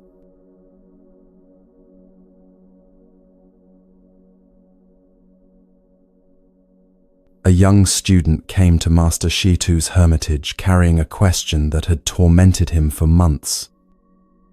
He'd tried every meditation technique his teachers had offered, studied texts on calming the mind, practiced concentration exercises until his head ached, but still, his thoughts never stopped.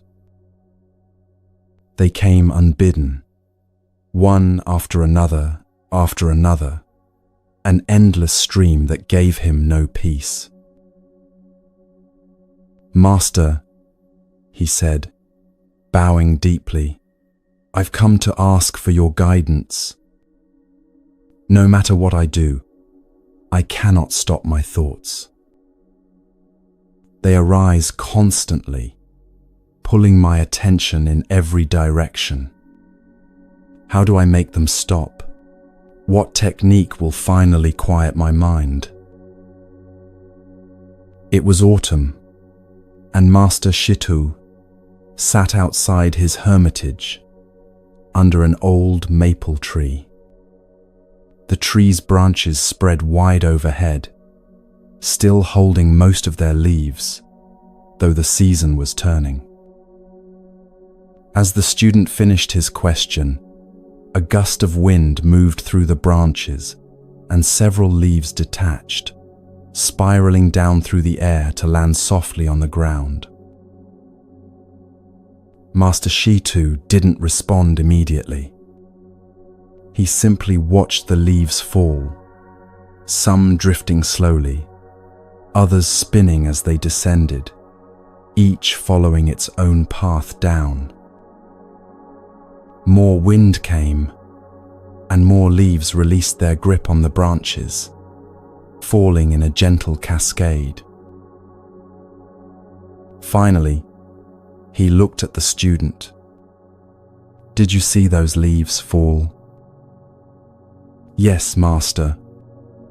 "Did you make them fall?" "No, Master." "Did the tree decide to release them?" The student paused, considering. "I don't think so, Master. They just fell when the season changed, and the wind blew. And when they were on the branches," Shitu continued, "did the tree work hard to keep them there?" "No," the student said slowly. "They held on naturally until it was time to let go." Master Shitu nodded. "Your thoughts are like these leaves. They come when conditions are right for them to come. They stay for a while. They go when conditions are right for them to go. You don't make them arise, and you don't need to make them stop. Trying to control thoughts is like standing under this tree, demanding that leaves stay on branches or fall on command.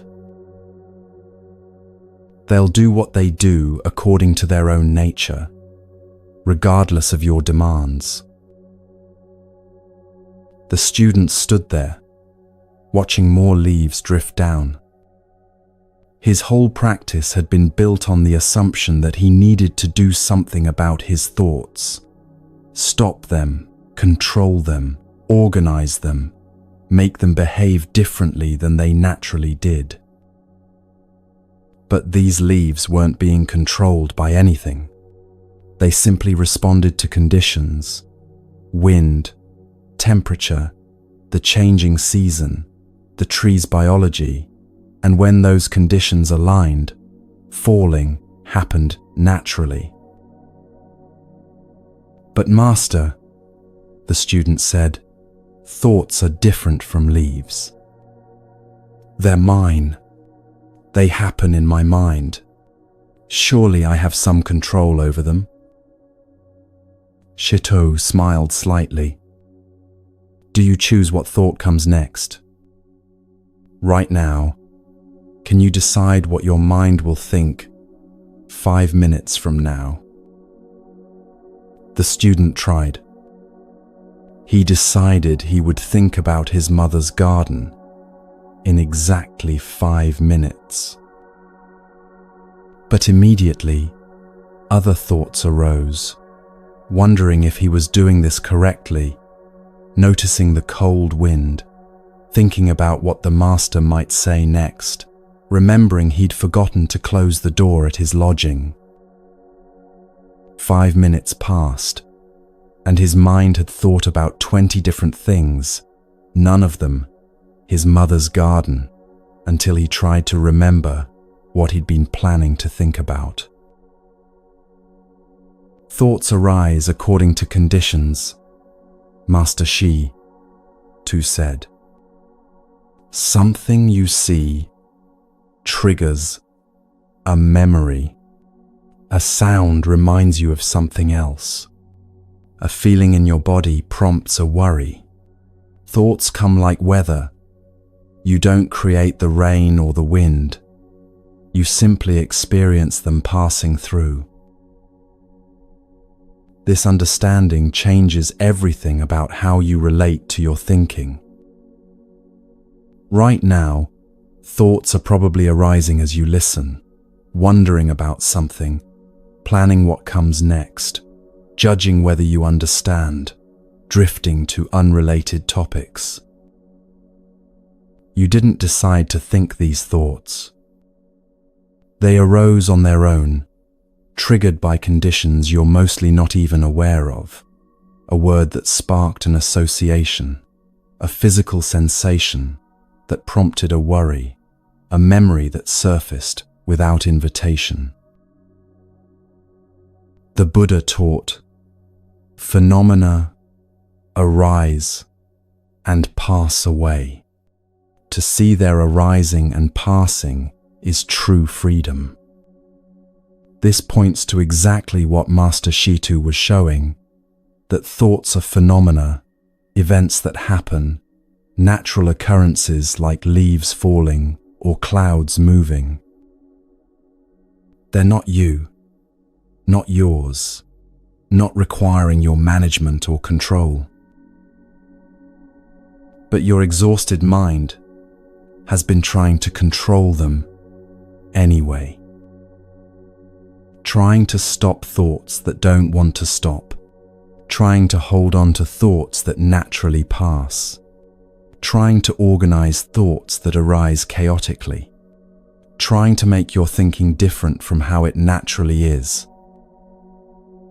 This is why you're tired, not from having thoughts, but from the constant effort to manage them, control them, make them behave in ways they're not designed to behave. Imagine standing under that maple tree trying to control when leaves fall. You'd exhaust yourself reaching up to hold leaves on branches, running around trying to catch them before they hit the ground, attempting to organize them into neat piles, even as wind scatters them again. This is what you're doing with thoughts, expending enormous energy, trying to control a natural process that works perfectly well without your interference. The permission Master Shitu offered isn't permission to think whatever you want or to act on every thought that arises. It's permission to stop fighting the fact that thoughts arise and pass on their own. Let them come like leaves falling. Let them go like leaves scattered by wind. You don't need to make either happen. This doesn't mean you become passive or stop engaging with your thinking when engagement is useful. Sometimes you need to focus attention, solve problems, plan actions, and thoughts serve these purposes well. But even then, the thoughts themselves still arise and pass according to conditions.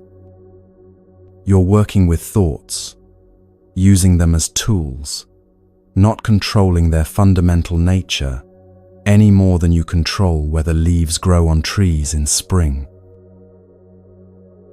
What happens when you stop trying to manage your mental weather? The same thing that happens to leaves when you stop trying to control their falling. They do exactly what they were always going to do, but now you're not exhausting yourself fighting it. Like water, The easiest path is often the one we resist most. Water teaches something profound about effort and ease. Watch how water moves. It always finds the lowest path, not through thinking or planning or deciding, but through following the natural pull of gravity and the shape of the landscape. It doesn't push uphill. It doesn't fight against obstacles. It simply flows where flow is easiest, and in doing so, it can wear away stone, carve canyons, shape entire landscapes. Place water in a cup, and it becomes the cup. Pour it into a bowl, and it becomes the bowl. Water adapts completely to whatever contains it, while never losing its essential nature as water. It doesn't resist the container's shape, doesn't fight to maintain some previous form, doesn't exhaust itself trying to be something other than what the situation requires. This is intelligence without thought. Water doesn't think about where to go. It goes there naturally, responding to physical reality rather than ideas about what should happen. Your exhausted mind could learn from this. The exhausted mind fights reality constantly. It argues with what is, insists things should be different, maintains elaborate resistance to circumstances that aren't changing, no matter how much mental energy you spend pushing against them. This shouldn't be happening. I shouldn't feel this way. My thoughts should be different. This isn't how things are supposed to be.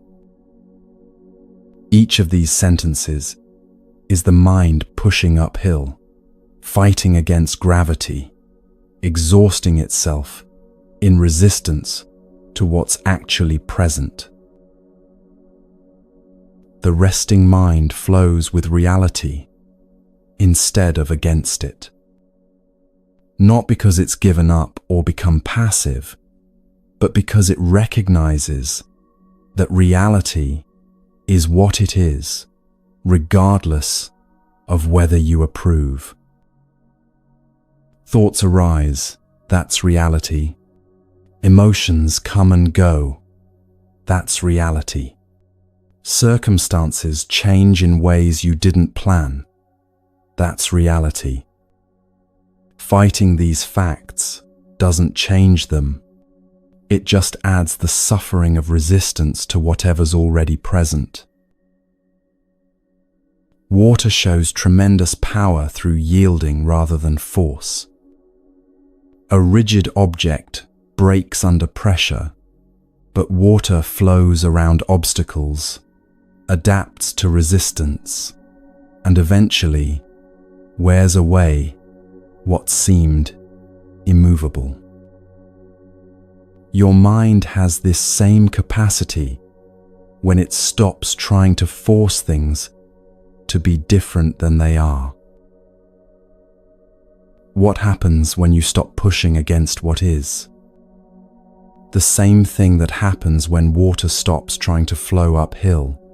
You discover the natural path, the one that requires minimum effort because it works with reality's grain instead of against it. Your thoughts arising and passing. This is reality.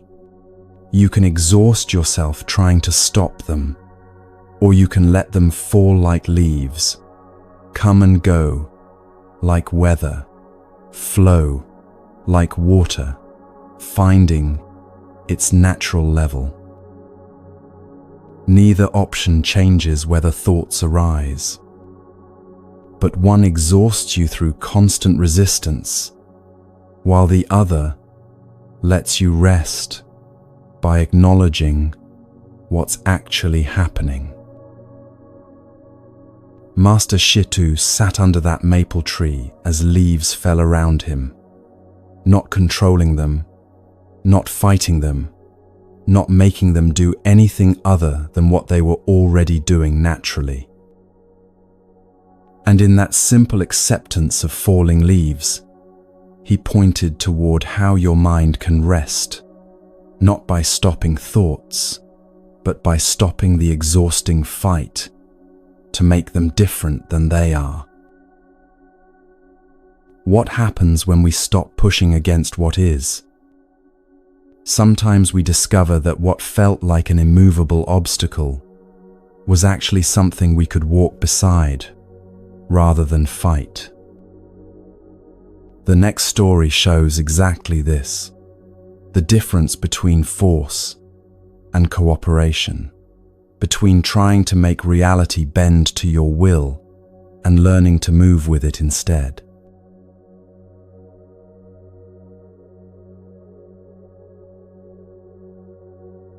In the ancient teachings preserved by the Buddha's disciples, there's a story that reveals something unexpected about strength.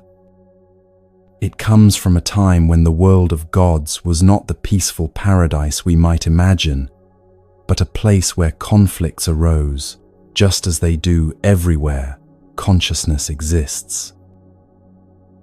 The Devas and the Asuras had been at war. These weren't humans fighting over land or resources, but celestial beings locked in a struggle that had gone on for longer than anyone could remember. After a particularly fierce battle, the Devas emerged victorious. Their leader, Sakka, captured the Asura king Vepachiti and brought him back as a prisoner, bound in chains and confined to a cell. One day, Sakka decided to visit the imprisoned king. When Sakka entered the prison cell, Vepachiti looked up at his captor, with eyes burning with rage and humiliation. What happened next was shocking. This king, even in defeat, even stripped of all power, unleashed a torrent of abuse at Sakka. He cursed him with the vilest words imaginable. He insulted Sakka's lineage, his character, his right to rule. He hurled accusations and threats, his voice rising with each breath, filling the cell with hatred and fury. The words were brutal, designed to wound, to provoke, to force some kind of reaction. Vepachiti spat out every insult he could think of, testing whether he could at least win this small battle of making his captor lose composure. And Sakka stood there, listening. He didn't argue back. He didn't justify himself or defend his actions. He didn't threaten Vepachiti with worse treatment or remind him of his powerless position. He simply stood there, calm and unmoved, as the storm of abuse washed over him like rain falling on a mountain.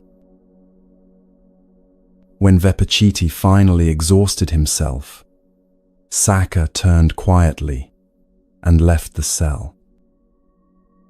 Outside, Sakka's charioteer had witnessed everything. This loyal servant, who had seen Sakka lead armies to victory and command respect from all the heavenly beings, was deeply troubled. "My lord," he said, his voice filled with concern, "why did you just stand there and take that abuse? Everyone saw how that prisoner insulted you without any consequence. People will think you were afraid. They'll say you were weak. Your silence makes you look powerless. This is the moment where the teaching truly begins. Saka turned to his charioteer with eyes that held no anger, no defensiveness, no need to prove anything.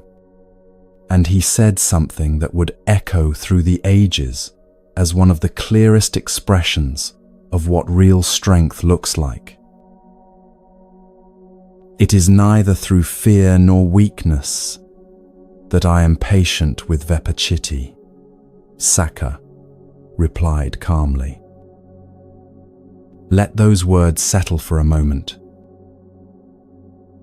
Not fear, not weakness, but patience. Saka continued, when you have power over someone, there is no strength in using that power to hurt them when they insult you. Anyone can strike back when they've been wounded. Anyone can use their position to crush someone weaker. Real power is having every ability to retaliate and choosing not to. Real strength is remaining calm when you have every reason to be angry. When the Buddha shared this story with his disciples, he praised Saka's response. He used a specific word, khanti, which means patience, forbearance, the ability to remain steady in the face of difficulty. And then the Buddha spoke words that would be remembered for thousands of years. The Buddha taught, he endures unangered insult, assault, and imprisonment. His army is strength, his strength forbearance. Think about that image, an army of patience. Not an army that attacks, but an army that holds steady. Strength that doesn't push back, but remains unmoved. This is the opposite of everything we've been taught about strength. We think strength means fighting back, standing up for ourselves, never letting anyone get away with disrespect. We believe that if someone attacks us and we don't respond with equal force, we're being weak, we're inviting more abuse. But Saka understood something deeper. He understood that reacting to Vipassana's insults wouldn't change anything except his own inner peace. The prisoner was already defeated, already suffering the consequences of the war he'd lost. Adding punishment wouldn't make Saka stronger. It would just mean he'd allowed Vipassana to control him, to pull him down into the same reactive pattern. Here's where this connects to everything we've been exploring about the exhausted mind. When you react to every provocation, when you fight back against every insult, when you defend yourself against every perceived slight, your mind never gets to rest. You're constantly mobilized for battle, constantly vigilant for threats, constantly working to protect your sense of self. Someone says something dismissive, and immediately your mind starts working, crafting the perfect comeback, replaying the insult, imagining all the ways you could make them feel small. Someone questions your competence, and your whole system goes on high alert, gathering evidence of your worth, preparing your defense. All of that is mental work, exhausting work, work that never ends because there will always be another insult, another challenge, another moment when someone fails to give you the respect you think you deserve. Saka's response shows another way. When you don't need to prove your strength, you don't need to react to every test of it. When you don't need to defend your dignity, you can't be robbed of it by someone's words. When you understand that other people's anger comes from their own suffering, you don't take it as personally as you once did. This doesn't mean you let people walk all over you. Saka didn't release Vepachiti from prison or pretend the insults didn't happen. He simply didn't add his own anger to the situation. He didn't escalate. There's a profound teaching here about working with reality instead of fighting against it. Vepachiti was going to be angry. That was the reality of the situation. A defeated king, stripped of power, locked in a cell, facing the person who'd conquered him. Of course he was going to lash out. Saka could have fought against that reality. He could have tried to force Vepachiti into respectful silence through punishment or threats. But that would have been trying to change what couldn't be changed through force, another person's inner state. Instead, Saka worked with the reality he found. Vepachiti was angry, so Saka let him be angry without making that anger into a problem that needed solving. The insults were happening, so Saka let them happen without needing to stop them or respond to them. This is what it means to let your mind rest even in difficult circumstances. You stop fighting reality. You stop insisting that things be different than they are before you can be at peace. You allow what's happening to happen without adding your resistance to it. In your own life, this might look like a colleague taking credit for your idea, and instead of spending 3 days plotting revenge, you simply note what happened and decide how to handle it practically going forward. It might look like a family member making their usual criticism, and instead of launching into your usual defense, you just let their words be what they are, their opinion, their pattern, without making it mean something about your worth. The exhaustion comes from the constant effort to control things that can't be controlled. You can't control what other people say about you. You can't control whether they respect you or dismiss you. But you can control whether you turn their words into a battle you must win, or whether you let them pass like clouds across the sky. Saka's patience wasn't passive. It was one of the most active choices a person can make, the choice to remain centered when everything around you is pulling you off balance.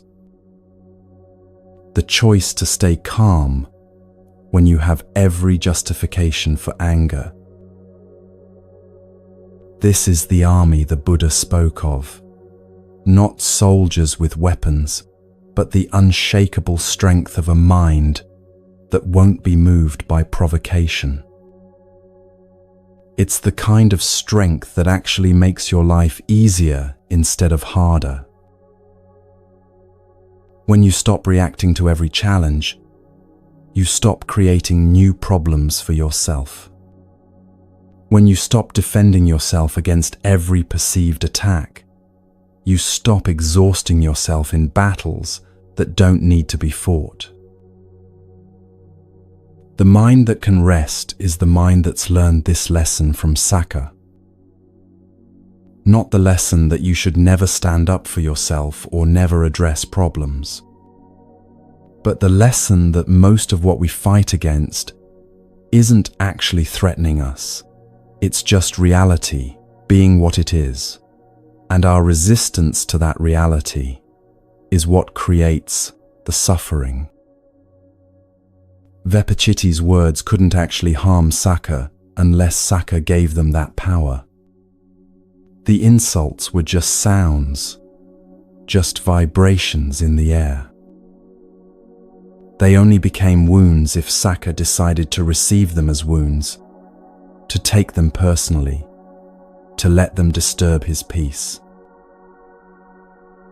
In the same way, most of what disturbs your peace only has the power you give it. The colleague's dismissive comment, the friend's thoughtless remark, these are just events happening in the world. They become problems only when you pick them up and carry them around, replaying them, fighting with them in your mind. This teaching isn't asking you to pretend insults don't sting or that betrayal doesn't hurt. It's showing you that you have a choice about what you do after that initial sting. You can spend your energy trying to force the other person to apologize, to see how wrong they were.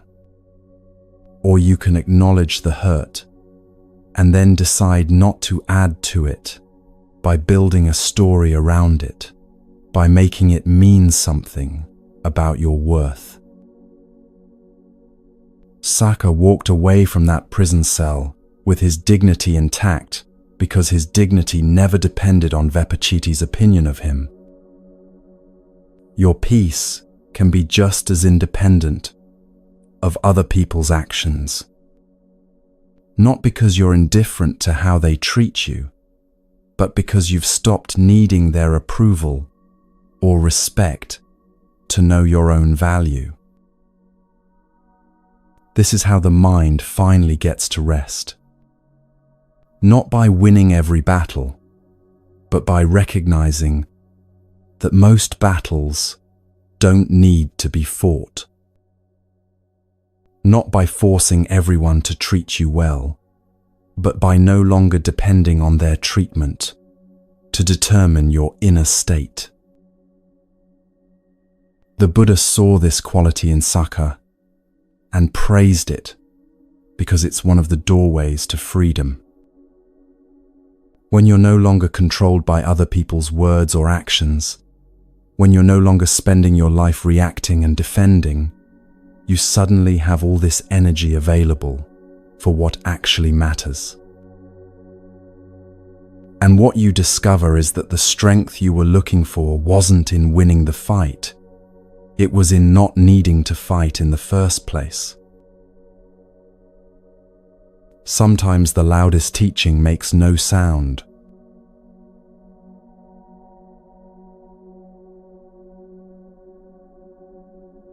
There's a moment recorded in one of Buddhism's most celebrated teachings where the wisest answer to the deepest question was no answer at all.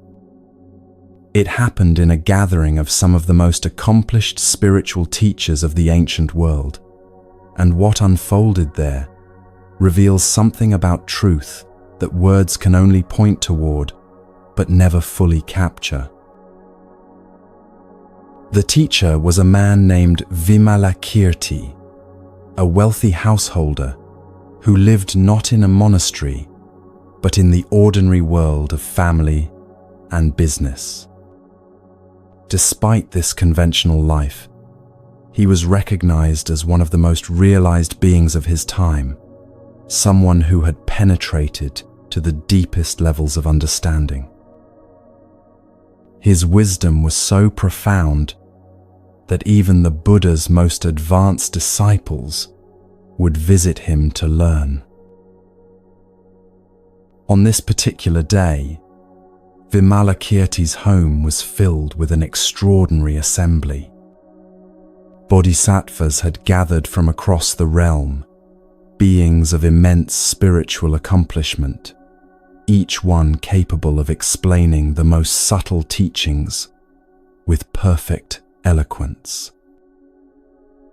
These were not beginners struggling with basic concepts, but masters who had spent lifetimes refining their understanding. The conversation had turned to one of the most profound questions in all of Buddhist philosophy: the nature of non-duality.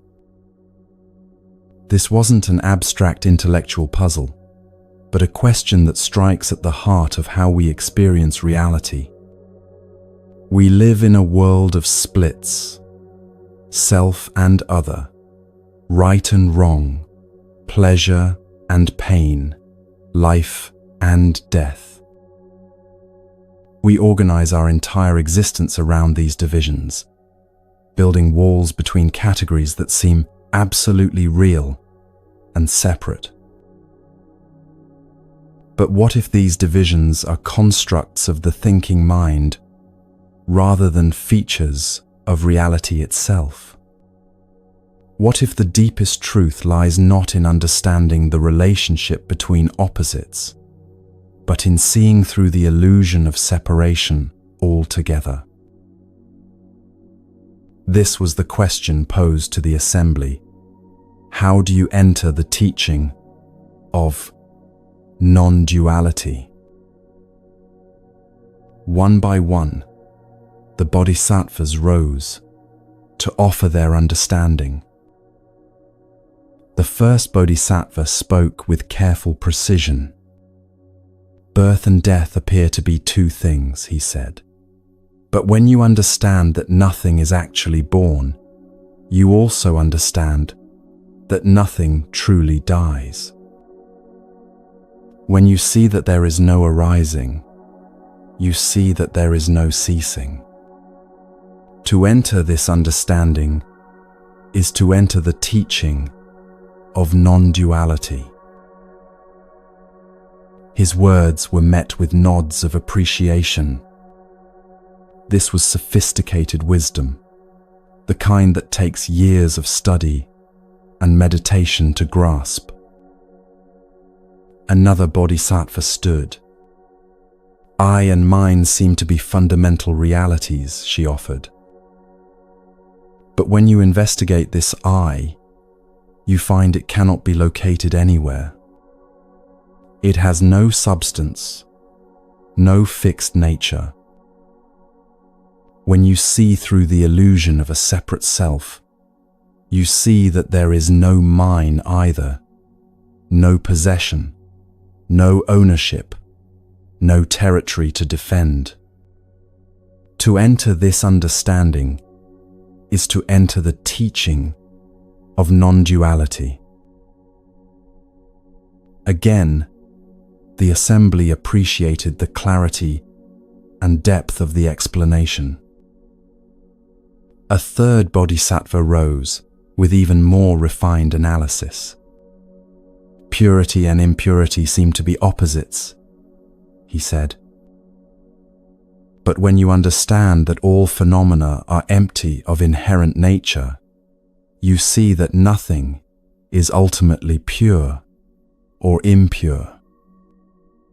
These are labels the mind applies to experience, not qualities that exist in things themselves.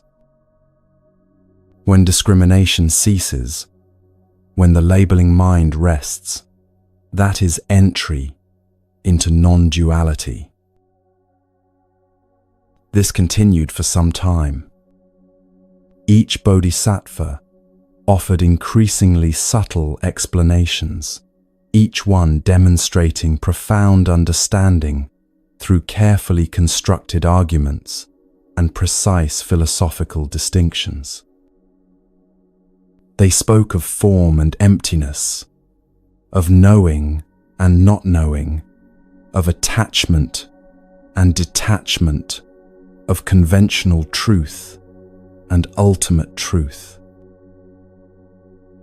Each explanation was brilliant in its own way, revealing years of study and contemplation.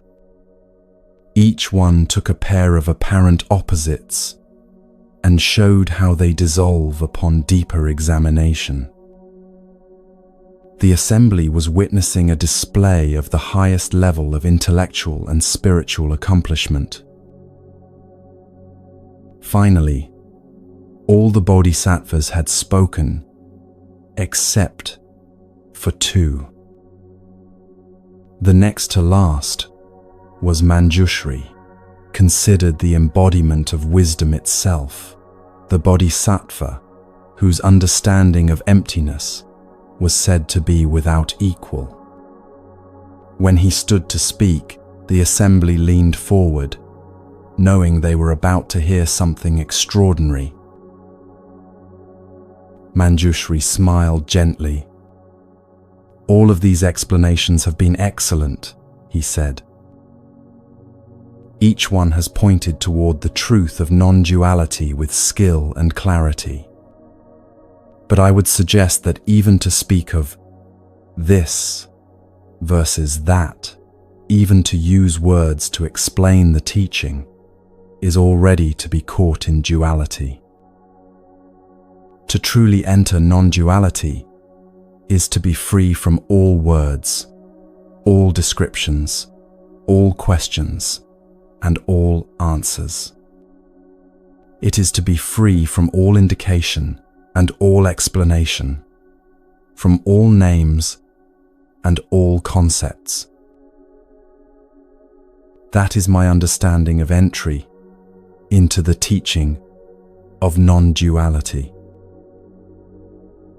The silence that followed was profound. Manjushri had not only offered a teaching, but had pointed to the limitation of all the teachings that came before his, including his own. He had shown that any attempt to capture the uncapturable in words is already a step away from the truth being pointed toward. Then Manjushri turned to Vimalakirti, the only one who had not yet spoken. "We have all given our understanding," he said. "Now it is your turn. How does a bodhisattva enter the teaching of non-duality?" The entire assembly turned toward Vimalakirti. Everyone in that room knew they were about to witness something significant. Here was the master whose wisdom was recognized even by the Buddha himself, whose understanding was said to penetrate beyond all conceptual elaboration. Vimalakirti looked around at the gathered assembly. He saw the expectant faces, the minds ready to receive his words, the pens ready to record his teaching. And he said nothing. He simply sat there in complete silence. No words, no gestures, no teaching, not even a nod or a smile. Just silence. The moment stretched out. Still, Vimalakirti remained silent, his expression peaceful, his body relaxed, offering nothing that could be grasped as an answer. And suddenly, Manjushri understood. He broke into a radiant smile and exclaimed, "Excellent, excellent." Truly, this is entry into the teaching of non-duality, beyond words and syllables, beyond speech and explanation. This is the ultimate teaching. What had Vimalakirti shown in that thundering silence? He had demonstrated what all the eloquent words could only describe, the actual experience of non-duality, present in that moment, before thought divided it into subject and object, teacher and teaching, question and answer. Every explanation that came before his, no matter how sophisticated, had used the tools of thought and language. They had taken concepts and rearranged them, shown how apparent opposites dissolve under analysis, demonstrated the emptiness of constructs. These were valuable teachings, pointing toward truth. But Vimalakirti showed the truth itself, not another description of it. He showed what it actually is to rest in that space, before the mind divides reality into categories. This teaching speaks directly to the exhausted mind we've been exploring. That exhaustion comes largely from the constant activity of thinking, analyzing, comparing, evaluating, explaining, defending, justifying. The mind never stops its commentary, never stops trying to capture experience in concepts, never stops dividing the seamless flow of life into this versus that. Even when you try to rest, the thinking mind keeps working. It thinks about resting, evaluates whether you're resting correctly, wonders if this approach to rest is better than that approach, compares your rest to other people's rest. Vimalakirti's silence points to something available right now, in this moment, a way of being that precedes all that mental activity. Not unconsciousness, not blankness, but a vivid presence that exists before thought fragments it into pieces. Think about those rare moments when you've experienced this yourself. Maybe watching a sunset when suddenly you weren't thinking about the sunset, labeling its colors, comparing it to other sunsets. You were just there, fully present, the distinction between you and the beauty before you temporarily dissolved. Or perhaps holding a newborn child when all the thoughts about parenthood and responsibility and the future fell away, and there was just that perfect moment of connection, wordless and complete. Or standing in nature when the endless internal dialogue unexpectedly stopped and you found yourself simply breathing with the trees, existing in the same silence that holds mountains and streams. That's the space Vimalakirti was pointing toward, not as a special state you need to achieve, but as what's already here, when thought temporarily stops, constructing its version of reality. This isn't anti-intellectual. Words and concepts are useful tools for navigating the world, for communicating, for building understanding. But they're tools, not the truth itself. And the exhausted mind is often a mind that has forgotten this, that has come to believe the map is the territory, that has tried to live entirely in the realm of concepts and explanations. The Buddha himself spoke of this when he taught, "In the seen, there is only the seen. In the heard, only the heard. In the sensed, only the sensed. In the cognized, only the cognized." This points to direct experience before the mind adds its layers of interpretation, before it divides what's happening into self and other, pleasant and unpleasant, acceptable and unacceptable. Vimalakirti's teaching shows that sometimes the deepest wisdom isn't found in more thinking, more analysis, more explanation, but in the spacious silence that holds everything before thought divides it.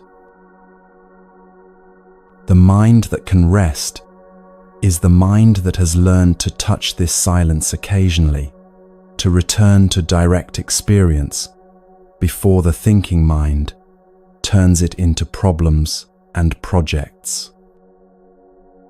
This isn't about grand achievement or special attainment.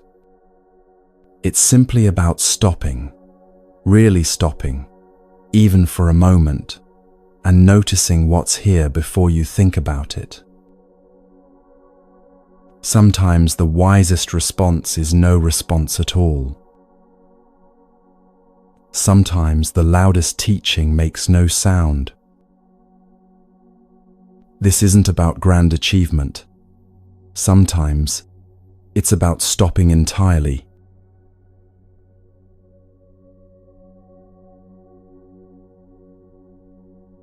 High in the mountains of Japan, in the late 18th century, there lived a monk who scandalized the religious establishment simply by being content. His name was Ryokan, and everything about his life seemed to contradict what a serious spiritual practitioner was supposed to be. He lived alone in a tiny hut, barely large enough to lie down in, perched on a mountainside, far from any monastery. He owned almost nothing: a robe, a begging bowl, a few writing materials. He had no students, no temple, no position of authority.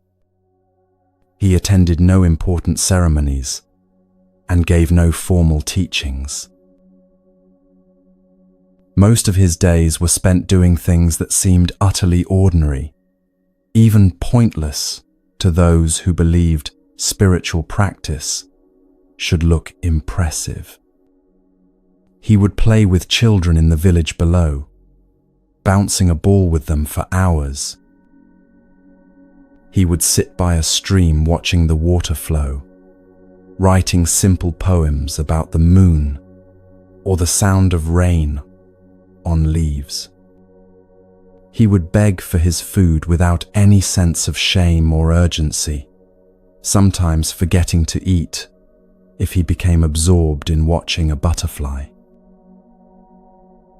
When other monks visited his mountain retreat, they were often shocked by what they found. Here was a man who had received full monastic training, who clearly understood Buddhist teachings, yet who seemed to have abandoned all ambition for spiritual achievement. He didn't wake before dawn to meditate.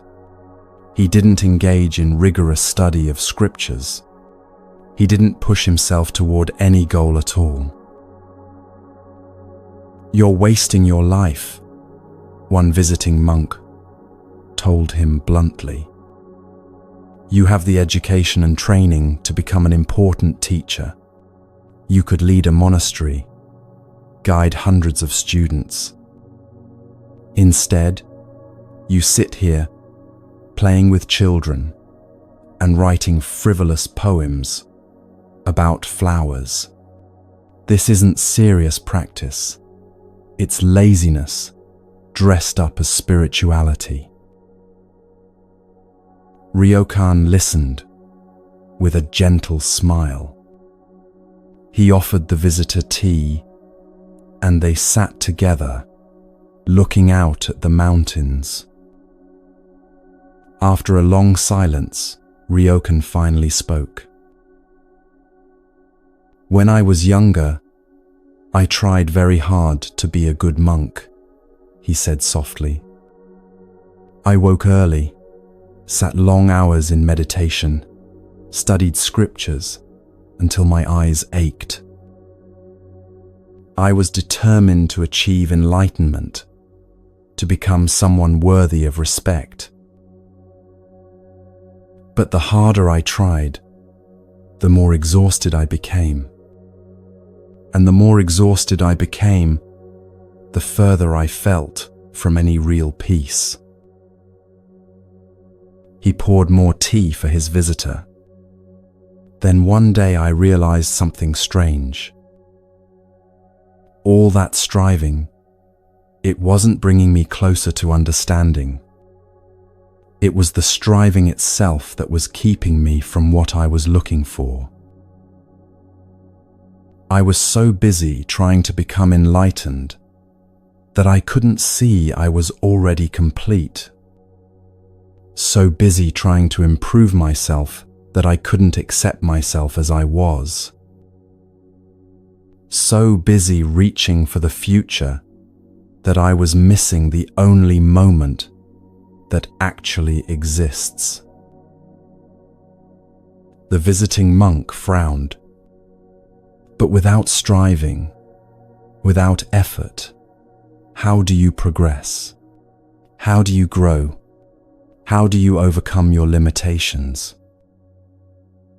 Ryokan gestured toward the window, where a bird was singing in a pine tree. Does that bird strive to be a better bird? Does it wake up each morning determined to improve its song, to overcome its bird limitations, to become something more than what it is? Or does it simply sing because that's what birds do, living fully in each moment, without the burden of becoming? This conversation captures something essential about Ryokan's teaching, though he would have bristled at calling it a teaching at all. He had discovered that the constant effort to improve yourself, to become better, to reach some future state of perfection, this very effort can become its own form of suffering. Think about the exhaustion that comes with the endless self-improvement project so many of us carry. You wake up and immediately start working on yourself. You need to meditate more mindfully, eat more healthfully, exercise more consistently, be more patient with your family, more productive at work, more present with your friends, more disciplined with your finances. You need to overcome your anxiety, heal your childhood wounds, develop better habits, break your bad patterns, optimize your sleep, manage your stress, improve your relationships. The list never ends, because as soon as you make progress in one area, you notice 10 other areas that need work. And underneath all this striving is an unspoken belief: I'm not okay as I am. I need to become something different before I can be at peace. Ryokan saw through this. Not because he was against growth or learning or healing, but because he understood that the desperate quality of the striving, the sense that you're fundamentally broken and need fixing, actually prevents the very peace you're striving toward. He wrote in one of his poems, "Too lazy to be ambitious, I let the world take care of itself.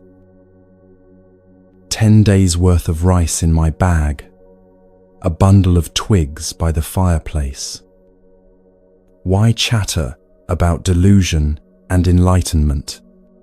Listening to the night rain on my roof, I sit comfortably with both legs stretched out." That last image is significant. Sitting comfortably with both legs stretched out.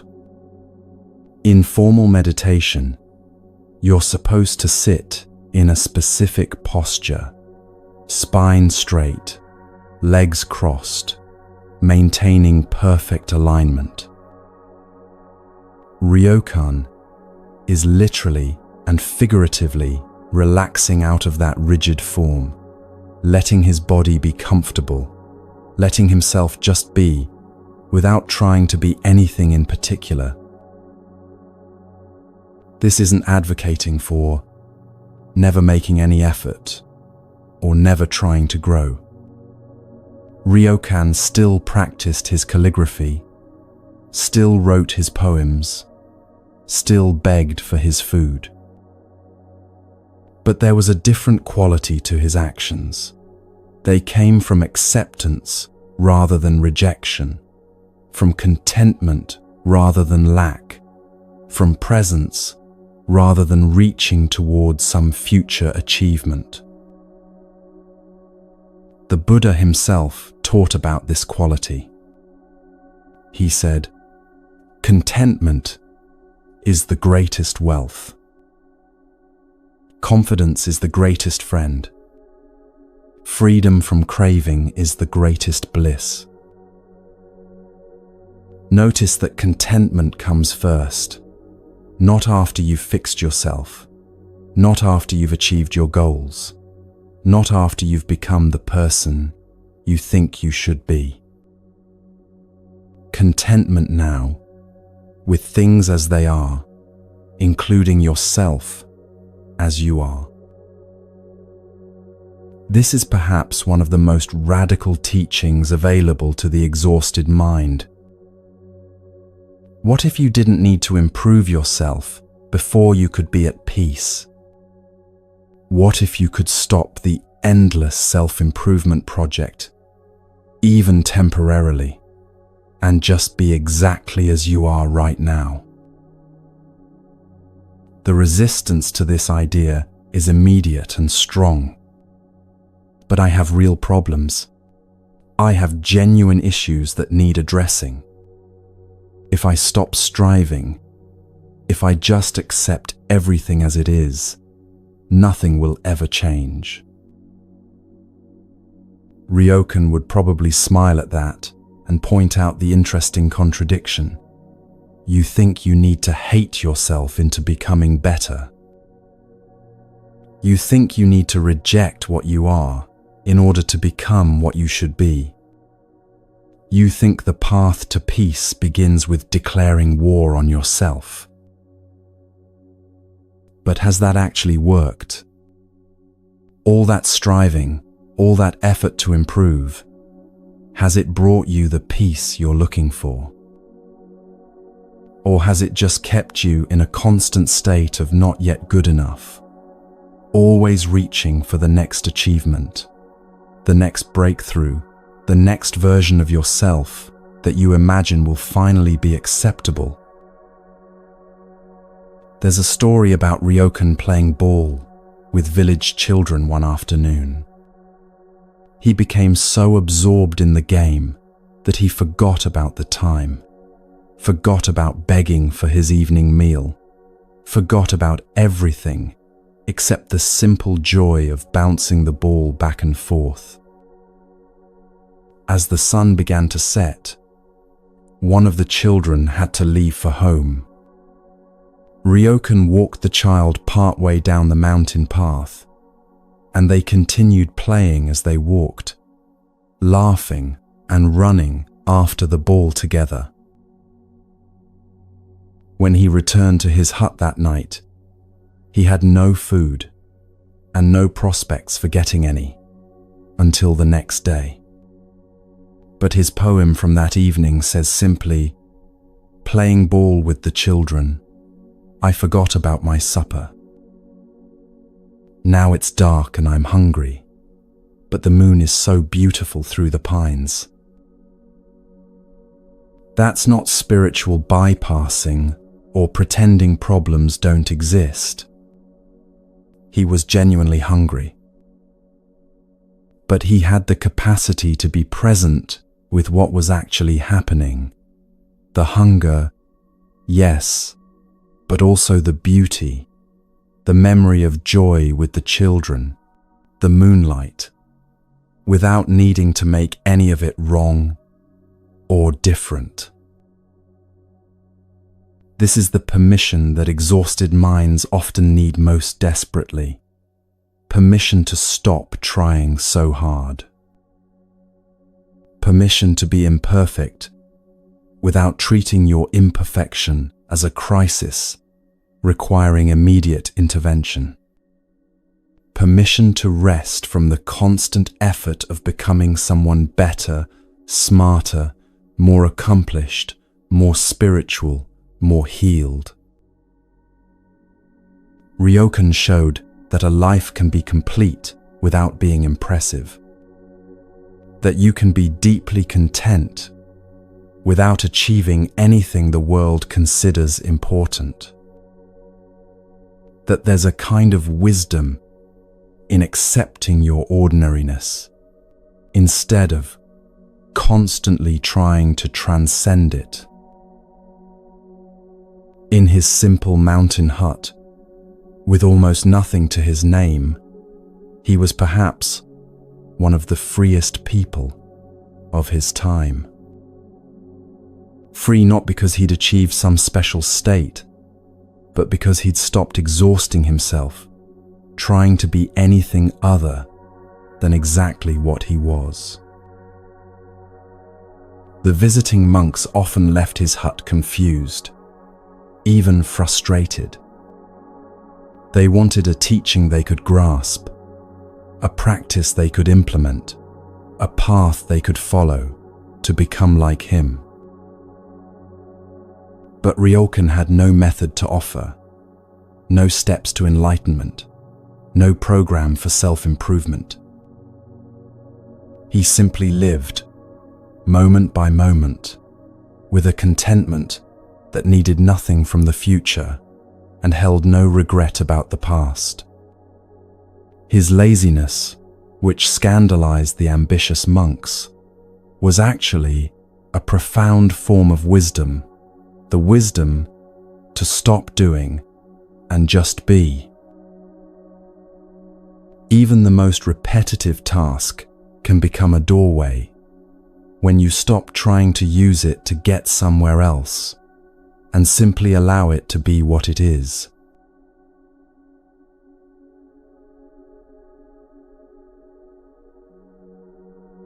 At a temple called Ryoanji, there was a monk whose entire life revolved around a single task.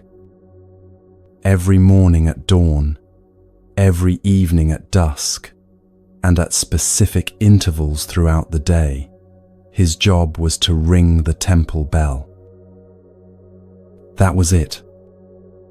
No teaching students, no leading ceremonies, no administrative duties, no scholarly pursuits. Just the bell. He would climb the wooden steps to the bell tower, grasp the thick rope attached to the wooden striker, pull it back with both hands, and let it swing forward to strike the massive bronze surface. The sound would roll out across the temple grounds, across the gardens, across the village below, marking the passage of time for everyone who heard it. This monk, whose name has been lost to history, which seems somehow appropriate, performed this task for 30 years. 30 years of the same motion, the same sound, the same few steps, up to the bell tower and back down again. When young monks first arrived at the temple, they would often watch him with a mixture of pity and relief. Pity because they couldn't imagine anything more monotonous, more mind-numbing, more spiritually deadening than doing the exact same simple task for decades. Relief, because at least they hadn't been assigned such a boring position. They were there to study profound teachings, to engage in intensive meditation, to wrestle with difficult questions about the nature of reality and consciousness.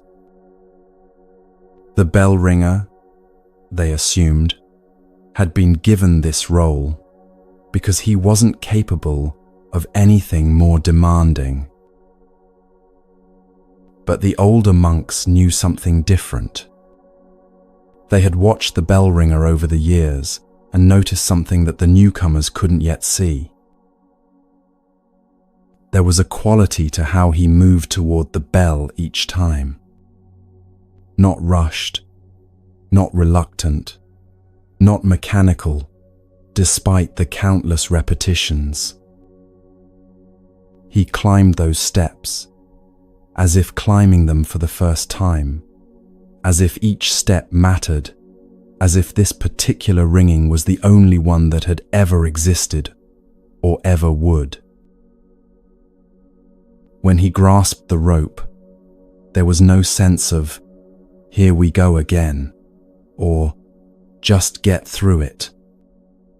His hands found the rope with a kind of quiet attention, as if he were meeting an old friend, rather than performing a chore. He pulled it back not too far, and not too little, finding that perfect point through feel, rather than measurement.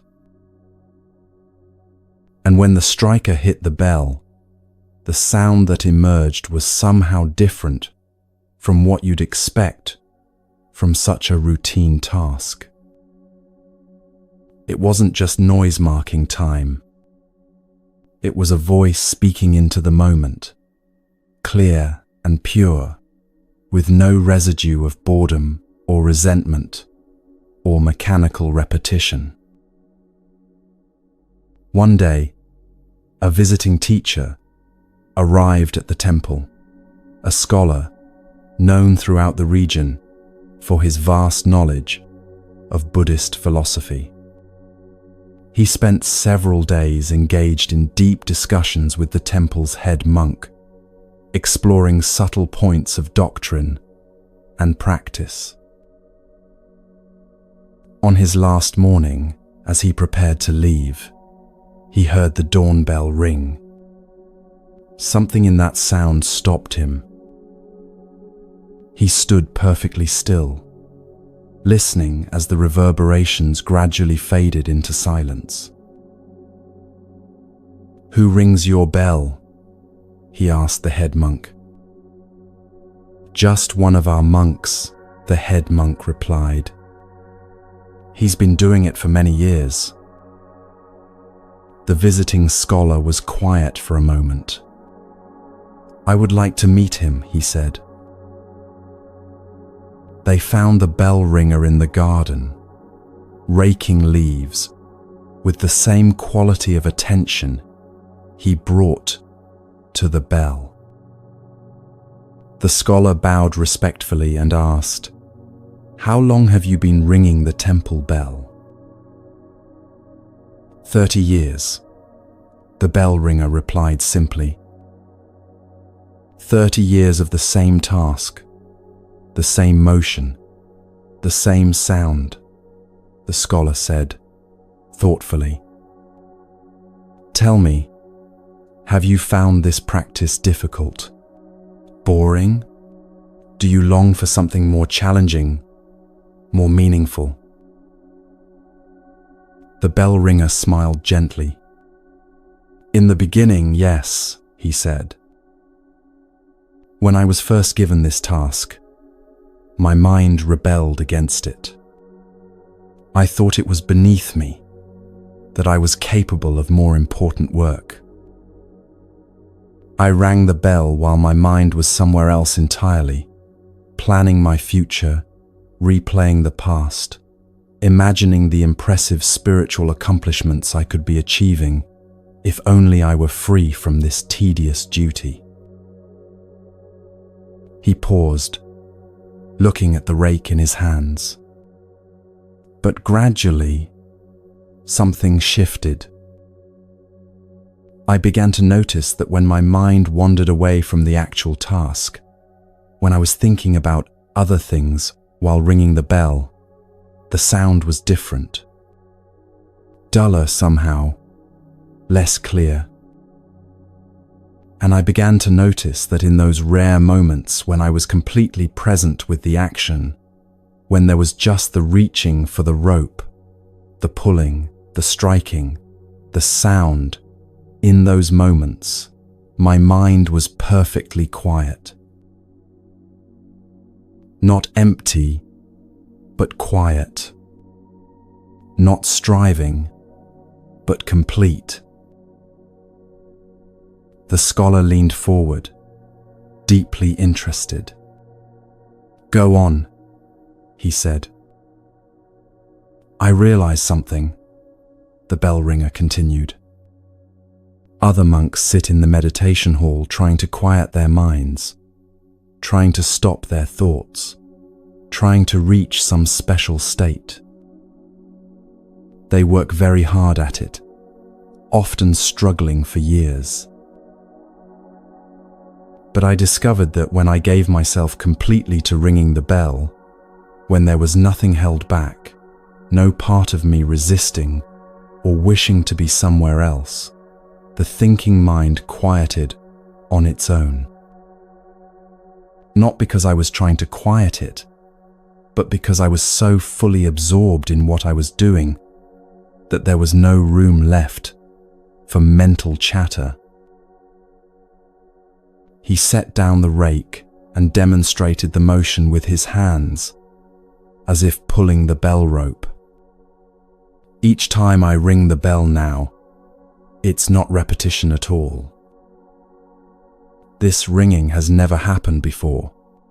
This exact moment, this exact quality of attention, this exact sound, emerging into this exact morning, it's completely new." How could something that's never happened before be boring? The scholar sat with this for a long moment. Finally, he said, "In all my years of study, I've read countless texts about one pointed concentration, about absorption, about the mind that rests in the present moment. But I've never met someone who embodied these teachings so completely, without even trying to embody them." The bell ringer laughed softly. "That's the strange thing," he said. "I'm not trying to be one-pointed. I'm not trying to be absorbed. I'm not trying to live in the present moment. I'm just ringing the bell, completely, with everything I am. And somehow that simple act contains everything the complicated teachings point toward." This story reveals something crucial about how the mind finds rest. We often think repetitive tasks are the enemy of presence, that they numb the mind and turn us into automatons. We believe that spiritual practice requires variety, intensity, constant challenge, and growth. But the bell ringer discovered something different. He found that repetition, when met with complete attention, can actually quiet the restless mind more effectively than any technique designed specifically for that purpose. Think about your own life and the tasks you do repeatedly. Washing dishes, folding laundry, commuting to work, preparing meals, brushing your teeth. How often are you actually present with these actions? How often is your mind somewhere else entirely, planning, worrying, remembering, imagining, while your body goes through motions it's performed 1,000 times before? That absence, that split between action and attention, is exhausting. You're never quite where you are, never quite doing what you're doing. Part of you is always elsewhere, and that division drains energy even from the simplest tasks. The bell ringer showed another way. He showed that the most ordinary, repetitive action can become a doorway to the very peace and presence that people search for in complicated spiritual practices. The Buddha himself taught about this quality of wholehearted engagement. He said, "Whatever you are doing, whether standing or walking, sitting or lying down, keep your mind attentive. Diligence is the path to the deathless. Heedlessness is the path to death. The diligent do not die. The heedless are as if already dead." That diligence isn't about forcing yourself to concentrate. It's about bringing your whole self to whatever you're doing, however simple or ordinary it might seem.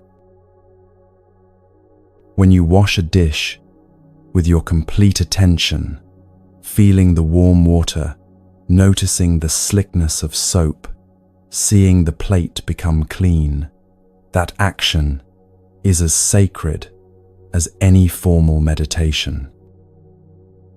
When you walk to your car fully present with each step, feeling your feet touch the ground, sensing the air on your skin, that's as profound as any mountain retreat. The bell ringer rang his bell 30,000 times, give or take. Each one different, because each moment is different. Each one complete, because he was complete in doing it. He never wrote any books, never gave any formal teachings, never trained any students in special techniques. But visitors to that temple would sometimes stand in the courtyard at dawn or dusk, waiting to hear the bell, because there was something in that sound that spoke of a mind completely at rest while completely engaged. The young monks eventually understood why the old monks treated the bell ringer with such respect. He hadn't been given that task because he wasn't capable of more important work. He'd been given that task because few people are capable of doing one simple thing completely, day after day, year after year, without their minds fragmenting it into boredom or elevating it into something it's not. In that single repeated action, he'd found what others spend lifetimes seeking through complex practices and teachings. Not because the action was special, but because he'd learned to be completely present with it. And finally, the longest journey ends where it began, right here, right now, in the simple act of doing what you're doing.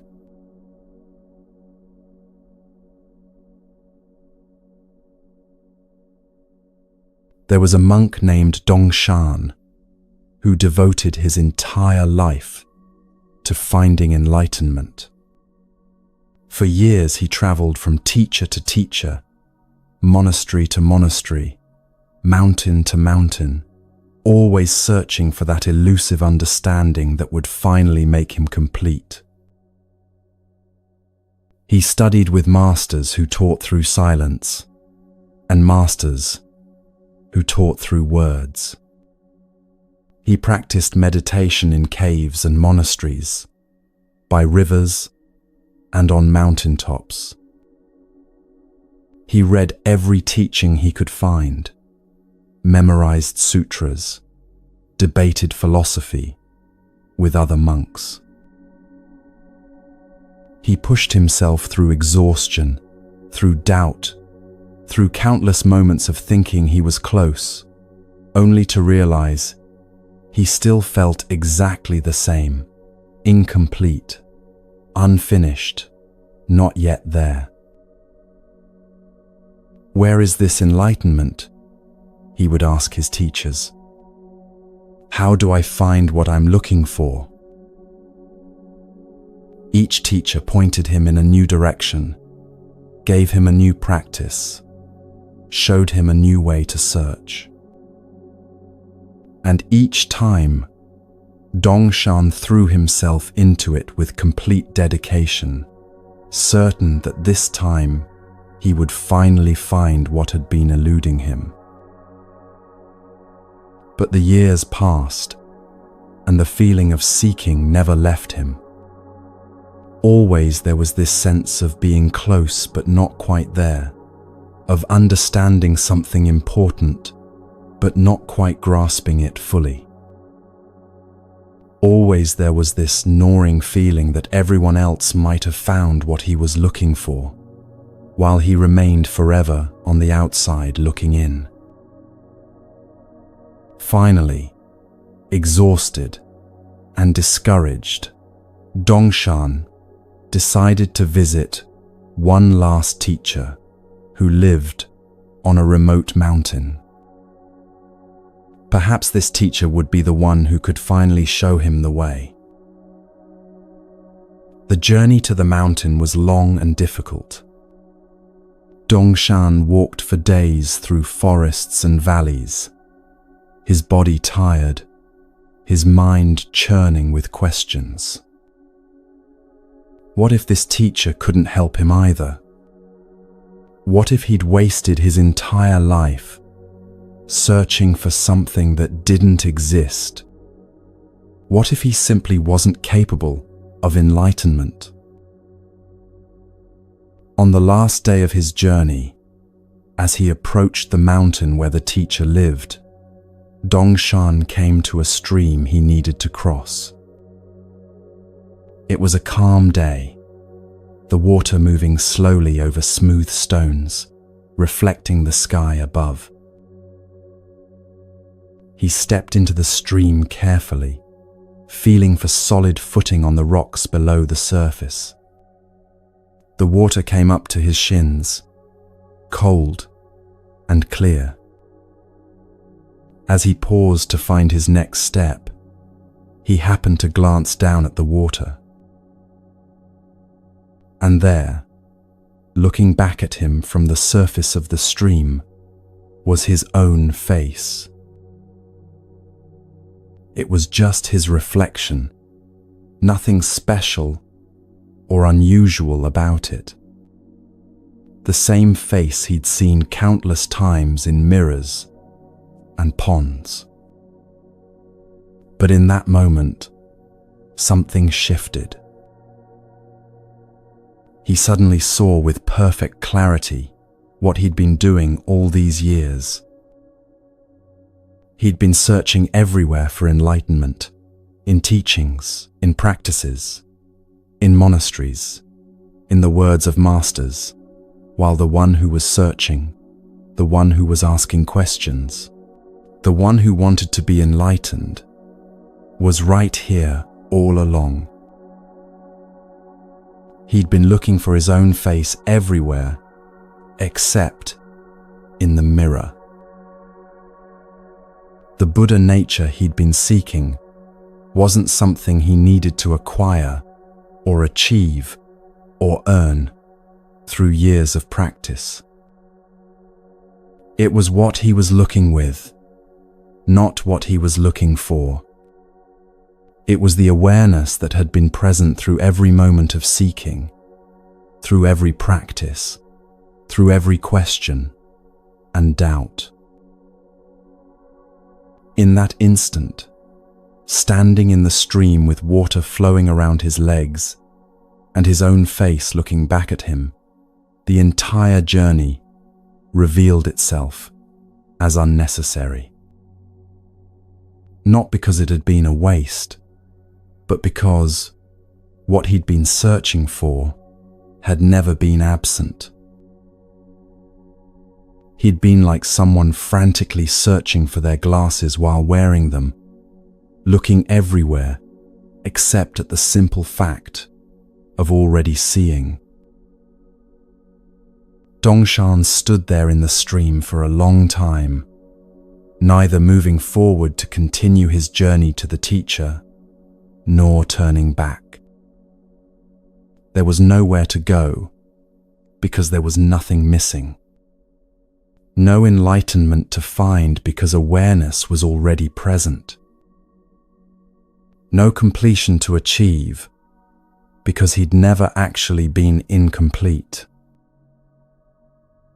When he eventually did visit the teacher on the mountain, he told him what had happened at the stream. The old teacher smiled and said, "You finally stopped seeking the seeker.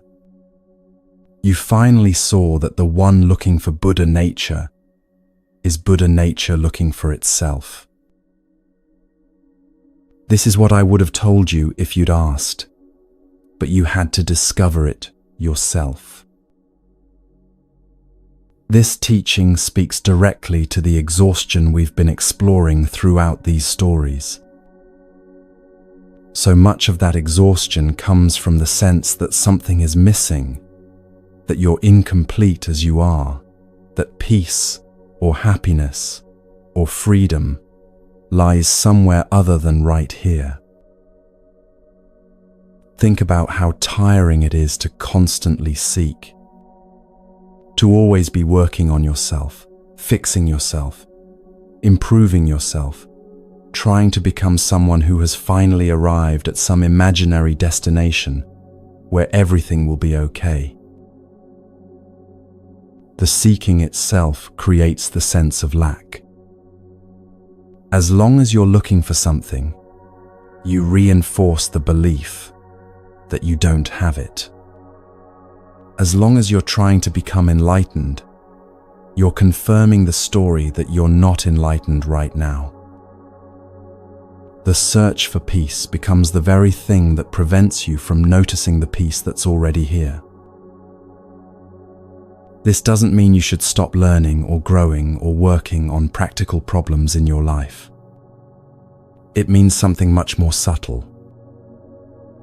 It means recognizing that the awareness that's reading these words right now, the consciousness that's present in this moment, that's not something broken or incomplete that needs fixing. The Buddha taught, all beings are by nature Buddha, as ice, by nature, is water. Apart from water, there is no ice. Apart from beings, no Buddha.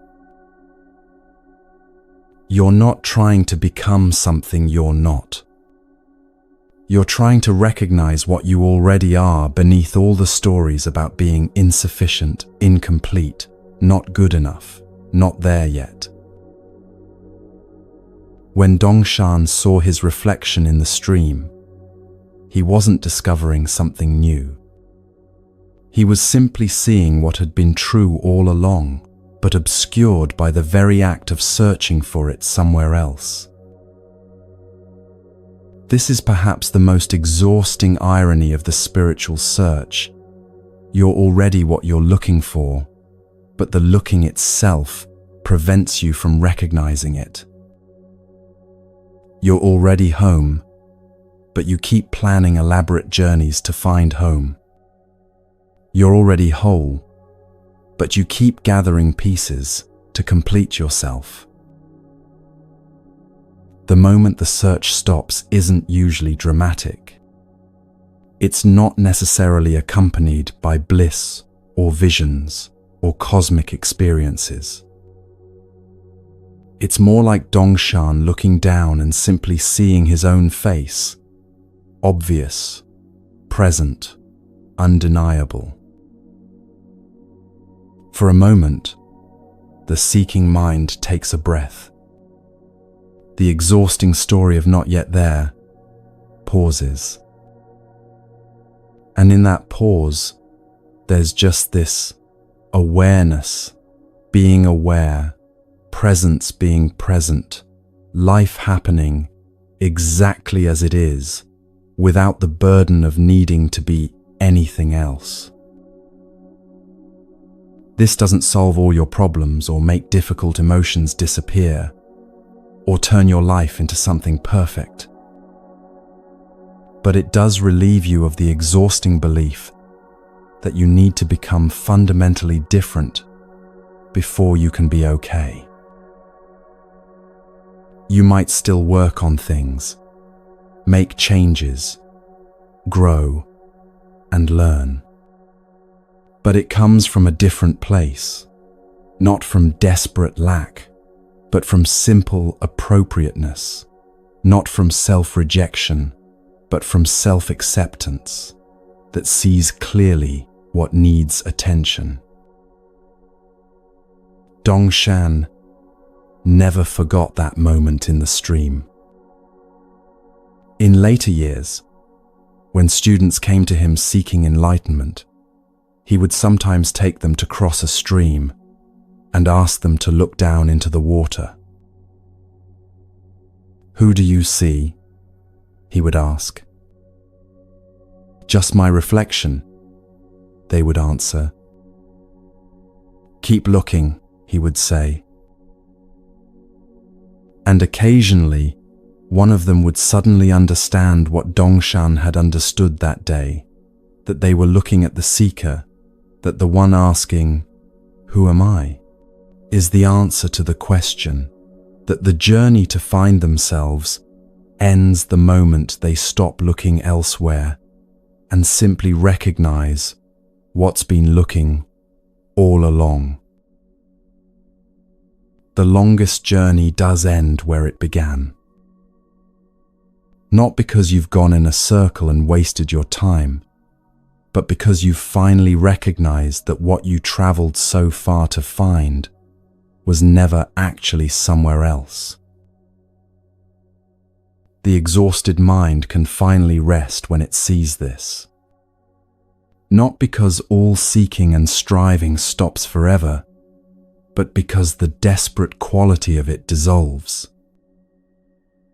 You're no longer running from a sense of fundamental wrongness towards some imagined state of finally being okay. You're already what you've been looking for. You always have been. The face in the water has been your face all along. And so we come full circle.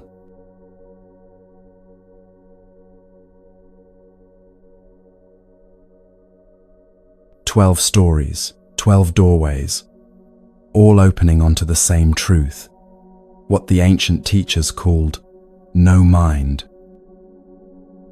Not a mind that's empty or blank, but a mind that's finally stopped its exhausting work of thinking about thinking, analyzing experience, judging every moment, constantly trying to fix itself. The monk who swept for 40 years found no mind in repetition. The imprisoned king found it in patience. Vimalakirti found it in silence. The bell ringer found it in complete presence, with one simple task. Each story showed the same teaching from a different angle. Your thinking mind can rest when you stop forcing it to make everything into a problem that needs solving. This state of no mind isn't something you achieve through effort.